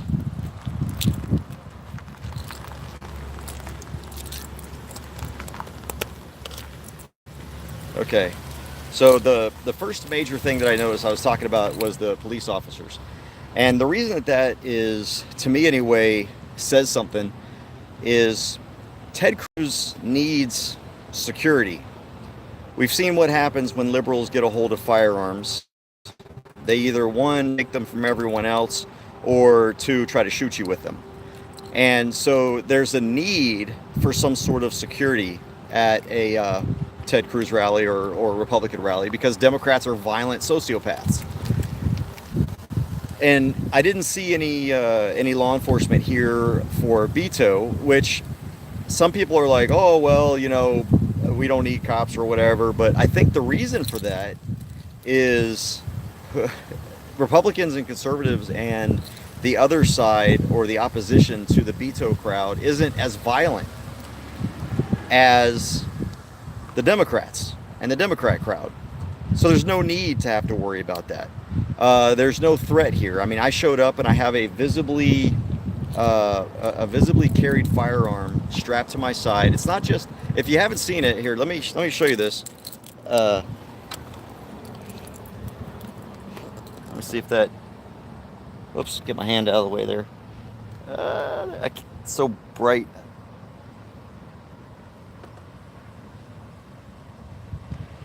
So, you know, I make it look about as Old West as I possibly can. Now I'm blurry. There we go. And yet no one got shot. No one was scared. No one ran out. No one ran away. No one screamed in horror. No one attacked me. No one called the cops. No one got shot. No one got raped. No one got robbed. The gun didn't jump out of my holster and reload itself. And so I showed that we're not violent people. So that's the first thing that I really noticed. The second thing that really kind of stood out to me, was sort of how they run. The questions seemed very sort of structured, whereas at the Ted Cruz rally, people were able to just kind of blurt out their questions, and so I was able to get a question in. Now I had my hands up, but I didn't get called on. Which leads me to my third thing, which was the fact that I know I was there, and I'm sure there were some other conservatives probably. I don't know. Maybe there was only one. But if you notice, for those of you watching this video, not a single one of the Ted Cruz people got up there and started screaming and yelling about this policy or that policy, or calling names to Beto, or just basically being disrespectful and disruptive. So you can see the difference there between the liberals and the conservatives. The conservatives believe in being respectful when we go to these kinds of rallies. Liberals want to be disruptive. They want to be loud. They want to be seen. They need attention because their policies are so terrible they just can't get natural attention. And then that was pretty much it. I didn't see anyone open carrying. I was a little surprised. And then the other thing was I was a little surprised actually that he didn't even talk about gun control. That was a very big surprise to me, that there was no gun control discussed. So it's funny because these are the same people that whine about the fact that, I hope the wind isn't so bad. Let me see if I can get the microphone a little further out of the wind. Because liberals whine about the fact that there's a shooting and then everybody moves on, right? And I don't know if every one of Beto's rallies he doesn't talk about guns. If it just happened to be this one, he didn't talk about it as much. But this is an issue that and Democrats complain about everyone moving on and politicians forgetting, but yet it wasn't brought up here. And supposedly this is a big issue. So that was a little surprising to me as well. But I got an answer, for those of you that missed it, about asking about gun rights and gun control and constitutional carry. And I ended up getting a recitation about how the 50-state reciprocity thing is bad because he likes that there are some states that have higher standards. And that just raised more questions because now, you got higher standards, but now you're saying the Second Amendment applies differently to different people based on where you live. All right, so let me see if there's any questions here before I sign off. Brandishing in a manner meant to cause alarm. No one brandished a firearm, so we're good there. I'm sure that, you would think that they would, possibly whine about it, but all right, let's see what here. It doesn't matter what senators and congressmen are in place. It's all theater and showmanship acting. The decisions have already been made by shadow government, nothing but a show. So today you're right in a very big way. But I'm not at the point where I'm ready to give up yet. The problem is we just need more people willing to stick their necks out there and run. And you know what? We might lose. One of the things I learned when I'm running for office, I almost blew my camera over. One of the things I learned running for office is that even if you don't win, it's not a bad thing. I don't feel bad that I didn't win my state house race because I started the conversation. I forced the incumbent to address issues that he would have otherwise ignored. And it raised awareness, at least, so that people were looking more deeply at that. And the fact that I pulled almost 20% away from him speaks volumes. So what's important is that people run and you engage in the conversation and you get people talking. And if you can do anything, the very least you can do is you'll move that goalpost a little bit because you have to get these people to listen to you. So I know that. Look, I'm a Republican. All right, I am a Freedom Caucus type Republican. I'm a libertarian or a Thomas Jefferson style. Although Thomas Jefferson's not a good example either because he started the whole thing. But I'm a very pro-liberty. Look, there's no perfect candidate but you. For me, there's no perfect candidate but me. So anyone that expects perfection, we're going to be wrong. I'm not the perfect Republican. There are things that I believe in that aren't quote-unquote Republican ideals. I obviously wasn't libertarian anarchist enough to go that route either. So I have my beliefs. I know that politicians aren't perfect. I accept that because that's the system that we live in, and that's the way it is. But the only way we're going to change it is by getting involved in it, not running away from it. And we get involved in it by, especially at the local and state level. Okay, I'm not talking about national politics, but votes do matter at the local and state level. They do matter. For those of you that have given up on voting at the state and local level, that matters. So let's see. Wait, what's this? What is Merb? Is Merb commenting? I don't see a Merb comment. Merb. Oh, okay. That's just. I thought you saw Merb there. I don't see a Merb comment. Is there a Merb comment that I'm missing? Yeah, if I get a video, I'll definitely record it for sure. Okay, I'm scrolling through here. Thank you, Hawk. You blew it off. Can't miss it. Good point. Let's see. All right, so there we go. Right behind you. Two-party system is a sham. I agree with you. Bootleg Justice says two-party system is a sham. Deal with it. Hey, I don't deny that. Absolutely. And it would be nice if we could go to a system where third-party candidates had an equal chance. I mean, the problem right now is there are probably good politicians out there, but because they're not a Republican or Democrat, the two-party system has strangled any opportunity for anyone to even be heard. They don't get invited to debates. It's nonsense. All right. Let's see here. All right, I think I've got all the. I don't see anything. I'm not going to scroll through a lot of this here. All right. Here in Maine. Yeah, Hawk, and I agree. The problem with running independent is there really are and I more closely ideal myself or align myself with Republican values than anyone else. There's a reason I'm a Republican. It's not because I agree with them 100%. It's not because I think that Republicans are God's answer to all of our problems, because they're not. At least they haven't been. But I think there's the greatest potential. I had left the Republican Party for a little while until I saw the Freedom Caucus here in Texas, and how productive and successful they were. And I thought, well, heck, if these guys are Republicans, there's room for guys like me who believe in liberty and smaller government. That's not the party as it is right now, but if there's a party that can be the freest and more dedicated to free ideals, for me, this is my opinion, it's the Republican Party. That's why I align with them. The problem with going independent is that you've got too many people who are blind. There are too many people, and this is why I'm glad that after this election, in Texas at least, unless they change the law again, they're getting rid of straight party ticket voting. And this is important for a reason, because when too many voters are apathetic. And they go into a voting booth and they click Democrat or Republican and they leave. And they don't care who's up and down the ballot. They just click that party.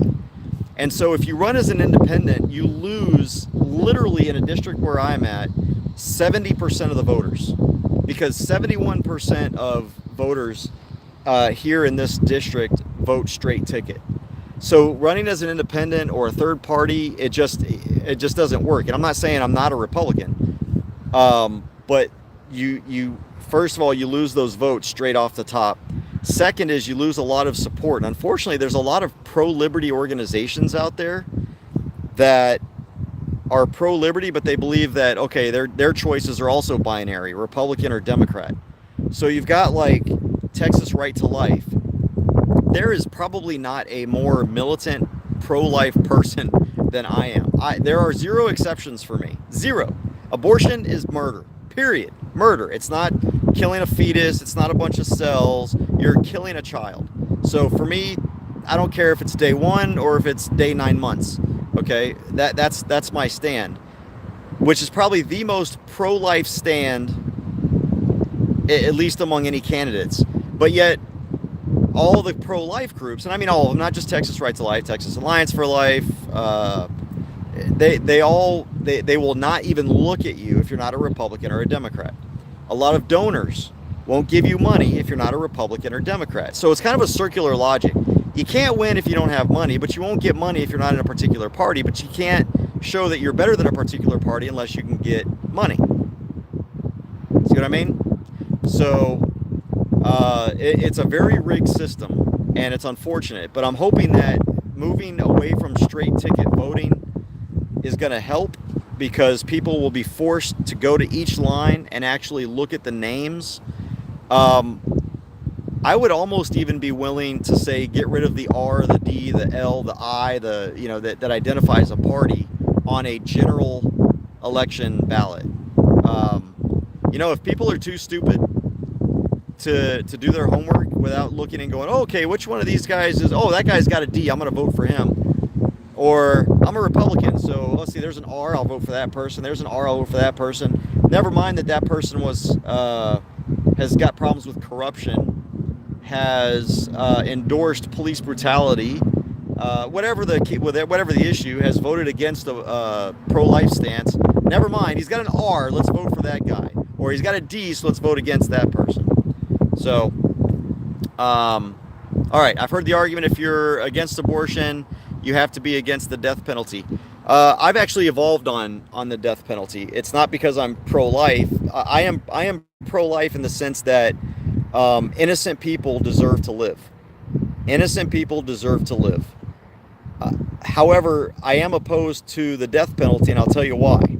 Not because of my pro-life stance at all. I'm all for killing murderers and child rapists, and I'm all for not just murder or killing them and the death penalty. Line them up, string them from a tree, make it painful on their way out the door. So, but the reason I hate the death penalty is because the justice system, we have a terrible justice system. People are getting convicted who are not guilty of anything. If you catch a guy in the act raping a child, or you catch a guy in the act murdering kids or murdering people, that's a little bit different. By all means, string them up by their ball sack until it rips off. The problem is when you've got all this circumstantial evidence, when you don't have proof, actual proof, and I just don't trust the courts to actually ensure justice, and that people who are put on death row are done so legitimately. And so here's what I believe about the death penalty, and here's where I think the death penalty is just and deserving. If you start raping me, I'm going to kill you. If you try to shoot me or kill me or stab me, I'm going to kill you. If you break into my home and threaten my family, I'm going to kill you. That is good justice. You decided that you wanted to try and take my life or my freedom, so I'm going to take yours. That's good justice. Problem is when those individuals survive or are accused and go through our corrupt court system, I am just not confident enough that our court system is capable of executing guilty people. The court system creates guilt. It doesn't prosecute guilt. As someone who has been convicted of a crime I didn't commit and seen firsthand how corrupt the justice system is, that has altered my position on the death penalty. I used to support it 100%. There's a man here in Temple, or in Bell County, and Black Sheep, I agree. I don't need police to protect me anyway. I need police for two reasons: to pick up the dead body and to file a report, which I don't really need, but my insurance company needs. That's it. Those are the two reasons I need police: pick up the dead body or file a report. If I have to, I can track down my own murderer. I can track down anyone that has and I can gather my own evidence of a crime against me. I appreciate the good ones that are out there doing the right thing and that are doing that as well, but I don't need the police. But there's a man here in death on who's facing 4 felony charges. 1 is murder, and 3 of them are attempted murder. Let me tell you what happened. He's been in jail, in prison, for 4 years now. Marvin Lewis Guy, that's his name, G-U-I. Marvin Lewis Guy. He's a black man. At 5 a.m., Killeen PD decided that they were going to execute a no-knock warrant on Marvin Lewis Guy. Marvin Lewis Guy heard people busting out his bedroom window and busting through his front door. There was no yelling, no identifying themselves as police, And Marvin did what I would do. He picked up his gun and started shooting at the threat. He started, and he killed one police. Well, okay, let me back this up. One police officer died, and several others were injured. Now, there's evidence out there that the officer that died actually died from friendly fire from one of the fellow cops. There's actually evidence out there, and by the way, stay tuned to this channel, because me and Freedom Holland, he goes by Freedom Holland here on YouTube, are going to be exposing this case. We've been working really hard. I've got some open records requests in. After 4 years, I'm fed up with the corruption in Bell County. But this man defended his family, or himself and his girlfriend, did exactly what I would do, which is shoot at a threat coming through the door. The threat wasn't identified. As soon as they started yelling police, he not only dropped the gun, he threw it across the room, and he surrendered. He gave himself up once he knew that they were police. The man's in jail now for murder because they executed a no-knock warrant for drugs that weren't there. They found nothing. So now they're trying to railroad this guy. So that is a perfect example of why I don't believe in the death penalty, because even if he's convicted, Marvin Lewis Guy is convicted on these charges, because there may or may not be evidence that he did shoot and kill the guy. But let's just make an assumption here, like the state is making, that he did shoot and kill the guy. Was it justified? Yes. Somebody was breaking into his home, so he doesn't deserve the death penalty. But yet that could be on the table. So I no longer support the death penalty, and that's why. I don't support the government-imposed death penalty. I do support citizen-imposed death penalty. If you threaten my life, I shoot you dead. I try to stop the threat, and sometimes that might mean that you don't live to make another threat. Is that street justice? Possibly, but guess what? You'd still be alive if you left me alone. So there's my long-winded explanation of the death penalty. Yes, it was a drug warrant. I think I mentioned that. No-knock warrants will get a cop killed. And that's the thing. No-knock warrants get cops killed just as much as they get innocent people killed and criminals killed. There is absolutely, as an investigator who was an investigator for 16 years, one of the things that I did in the Army, Merv, I hope you're listening. One of the things I did in the Army as a counterintelligence agent is, one of our missions is to recruit spies, for lack of a better term. Recruit people who will hand over information to us about their government or their organization. Now, in order to do that, you need things like placement and access. Obviously, you're not going to recruit a baker to spy on a government when he has no access to something or information that you need. So you need placement and access. Well, to find out if you've got placement and access, you have to do surveillance. You have to find out what is the guy's routines. What is he like? What does he do? Does he have favorite sports teams? Does he hang out at a bar? Does he hang out anywhere else? Does he play games? Does he have a schedule? When does he go to work? When does he come home? When does he go on his morning jogs? It's like the whole Branch Davidian compound thing. That was unnecessary. Janet Reno and Bill Clinton did not need to murder those people in Waco. Just to get to David Koresh, all they had to do was wait till he went on his morning jog and nab the guy. Worst case scenario, that's all they had to do. But instead, the government wanted to act all big and bullish and take its tanks in and murder a bunch of women, children, and men. It's the same thing with these no-knock warrants. If our police are truly competent, 99.99% of no-knock warrants should never be approved. All you have to do is find out, who is this guy, what is his schedule? Where does he work if he works? When does he wake up? When does he go to bed? When does he leave his house? And then you wait. Unless there is that 0.01% of criminals who there's a legitimate, right now something needs to be done threat, for example, a hostage situation. Maybe someone's got a gun to someone else's head and they're threatening to murder him. But even then, a no-knock warrant can just cause him to shoot quicker. A lot of the times that's what happens. Oh, he's got a gun, he's got a hostage, let's break the door down. Next thing you know, the hostage is executed, often by the police, but usually the hostage dies as well as the hostage taker. Oh, great, problem solved, right? So no-knock warrants are nasty except for 0.01%. In my view. They make no sense, especially when the no-knock warrant is about drugs. There is absolutely zero need, emergency need, to execute a no-knock warrant based on drug offenses. Any drug, I don't care if it's heroin, weed, prescription meds, it doesn't matter. There is no compelling interest in a no-knock raid for any drug offense, and just about any offense, unless there is an imminent danger to life, like in a potential hostage situation. That's about the only instance I can think of, and even then, in those instances, no-knock should be very rare, and we should use our mouths and our words, because a no-knock raid will only serve to cause someone to shoot the second they see the cops break down that door out of fear. So, all right, guys, this has been 2 hours long. I've bloviated long enough. Take care. God bless you, and be free. Oh, hang on a second. I saw some things about Merb there, so I'll end with this. I'm done. I've moved on. Merb's a coward. He doesn't want to debate me. He says he does. But there are 164 hours in a week. Something like that. I think it's 164 hours. Somebody Google that for me. There's 164 hours in a week. I am available 140 out of 164 hours in a week.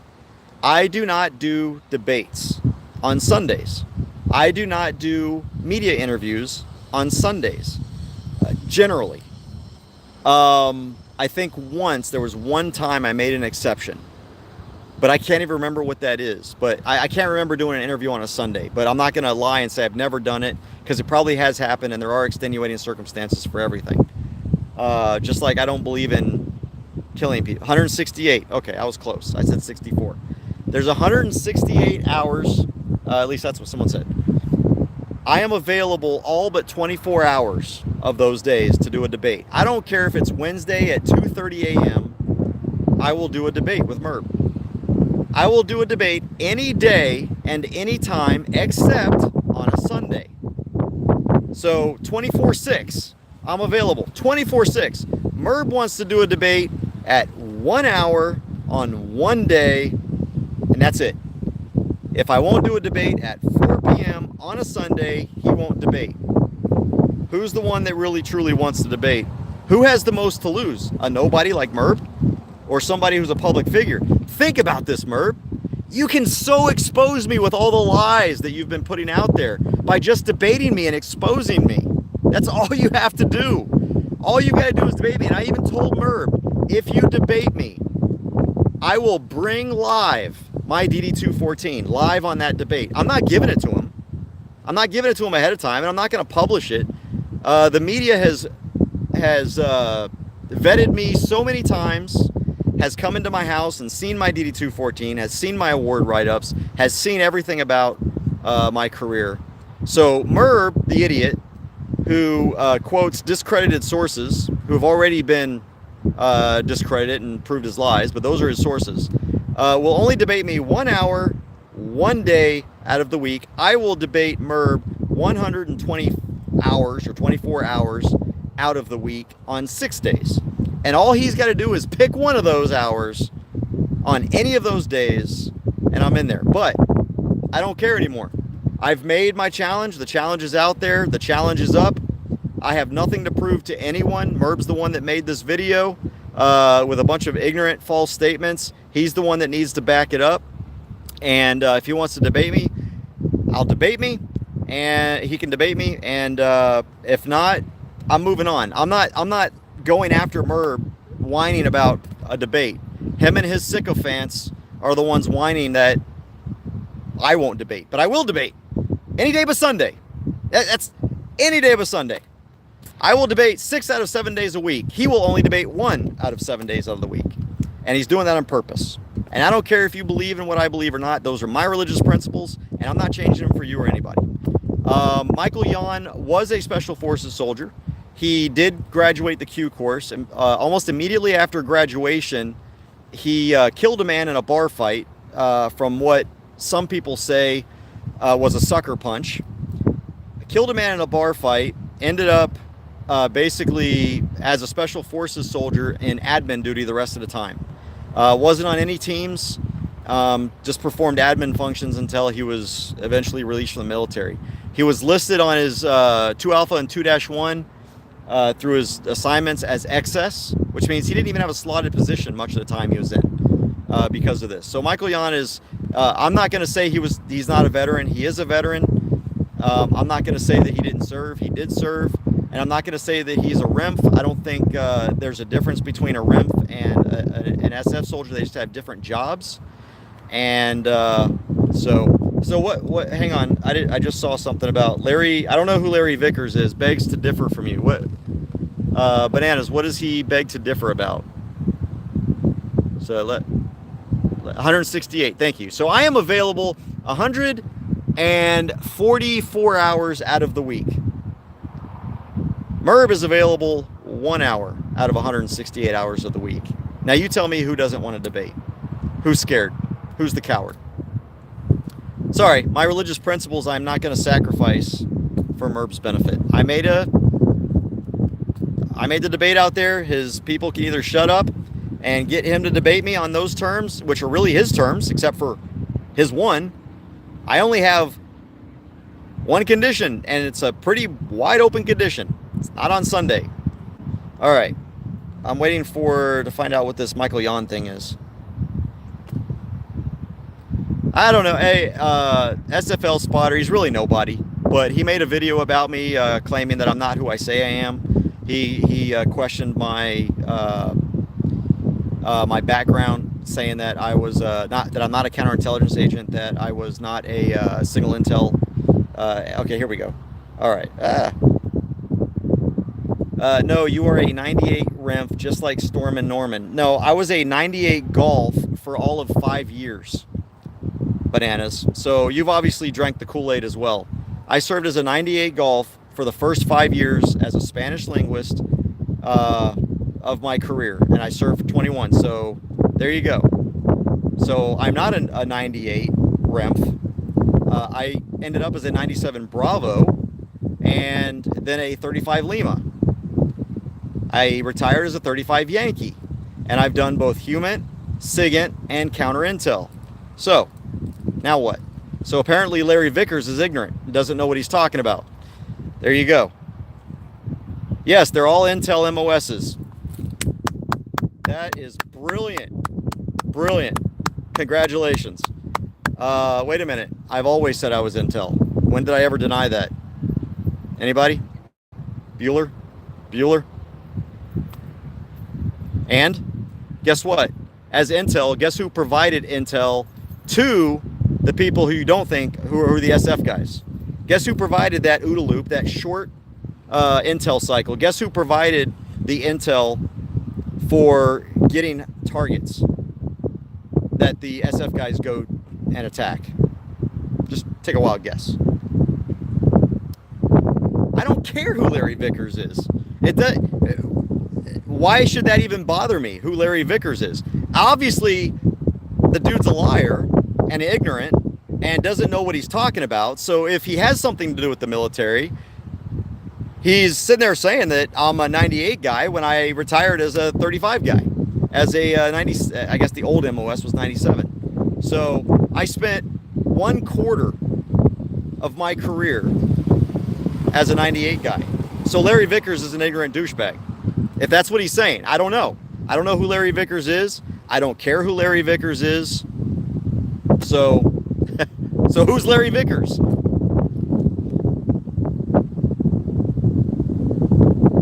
I've never been to Jacksonville, North Carolina.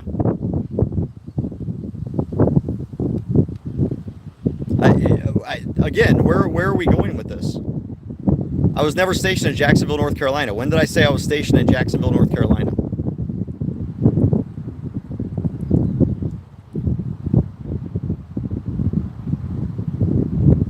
Anybody?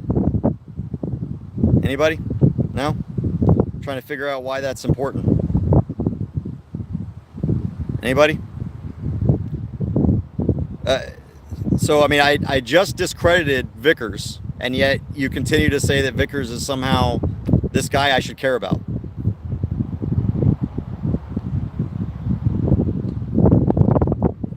So what's the point? Come on, Bananas. I mean, look, let's play this game. I'll tell you what. Where's man, I would love to bring you on and we can debate right this second, Bananas. Is there a way to join the live stream here like there is on Facebook? Doesn't look like it. Damn, I would love to, just because you're playing games. Get to the point. What is your point, Bananas? Get to the point and let's talk about it. Get it. Bring it out. Oh, there's a one-word, Discord. Oh, okay. What does that mean? What is your point? You are just as moronic as Merb is. Bring it out, man. Come on. You've got me live here. This is your chance to expose me, Bananas. Expose the hell out of me. Catch me in a lie. Do it. Come on. But have some intelligence. Good golly. There you go again. I'm not doing a Discord. So what is Discord Sunday at 4? That's when Merb wants to debate. I am not doing a debate at Sunday at 4 p.m. What is your point? I've mentioned that many times. Good golly. Come on, bro. Or chick. Or hermaphrodite. Or whatever the hell you are. So it's not going to happen on Sunday at 4 p.m. It's not going to happen on Sunday at 1 a.m. It's not going to happen on Sunday. So tell Merb to pick another day. That's probably Merb, which is why he only talks in riddles. I know what the Discord program is. I don't want to do the debate on Discord because it's a very limited platform. YouTube is a macro platform. What about Comic-Con Sunday? Me and my son had a great time at Comic-Con on Sunday. A really good time. And my nephew, by the way, had a great time at Comic-Con. What does that have to do with the debate? I'm sorry, spending time with family? How did that, again, where does that come from? I'm sorry. Comic-Con Sunday, what does that got to do with anything? Did I debate at Comic-Con? No. Did I do a debate at Comic-Con? Come on, Bananas. Did I do a debate at Comic-Con? Was I being a hypocrite? Did I do a debate at Comic-Con? Let's go, bring it up, man. Yeah, you're just a freaking... Yeah, you're ignorant. I'm gonna plug in my battery here. Looks like my phone's about to die. All right, yep, just like Merv, bunch of cowards. Oh, if you don't do it at Sunday at 4, then blah, blah, blah. So, you know, you do it Sunday at 4.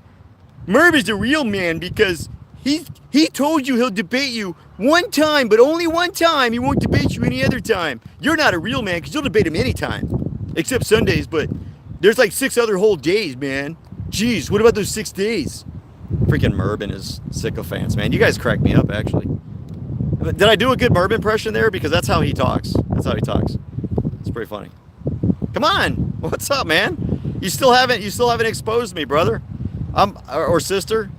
I'm pretty convinced that Bananas is just a Merb account because he talks just like him. Merb doesn't have that many friends that people would go around like sticking their nose up my asshole so often because his little trolls follow me all over the place. Like I've moved on. All right. Okay, so there you go. We've had it. I've already discussed the whole Sunday at 4 p.m. Let's do a little Dr. Seuss here. I will not debate at 4 p.m. I will not debate at 1 a.m. I will not debate on a Sunday, but I will debate on any other day. I will not debate at 4 p.m. on Sunday, but I will debate at any time, any other day. Was that dumbed down for you for your first grade education there, Bananas? I hope that made sense, that I put it into a rhyme.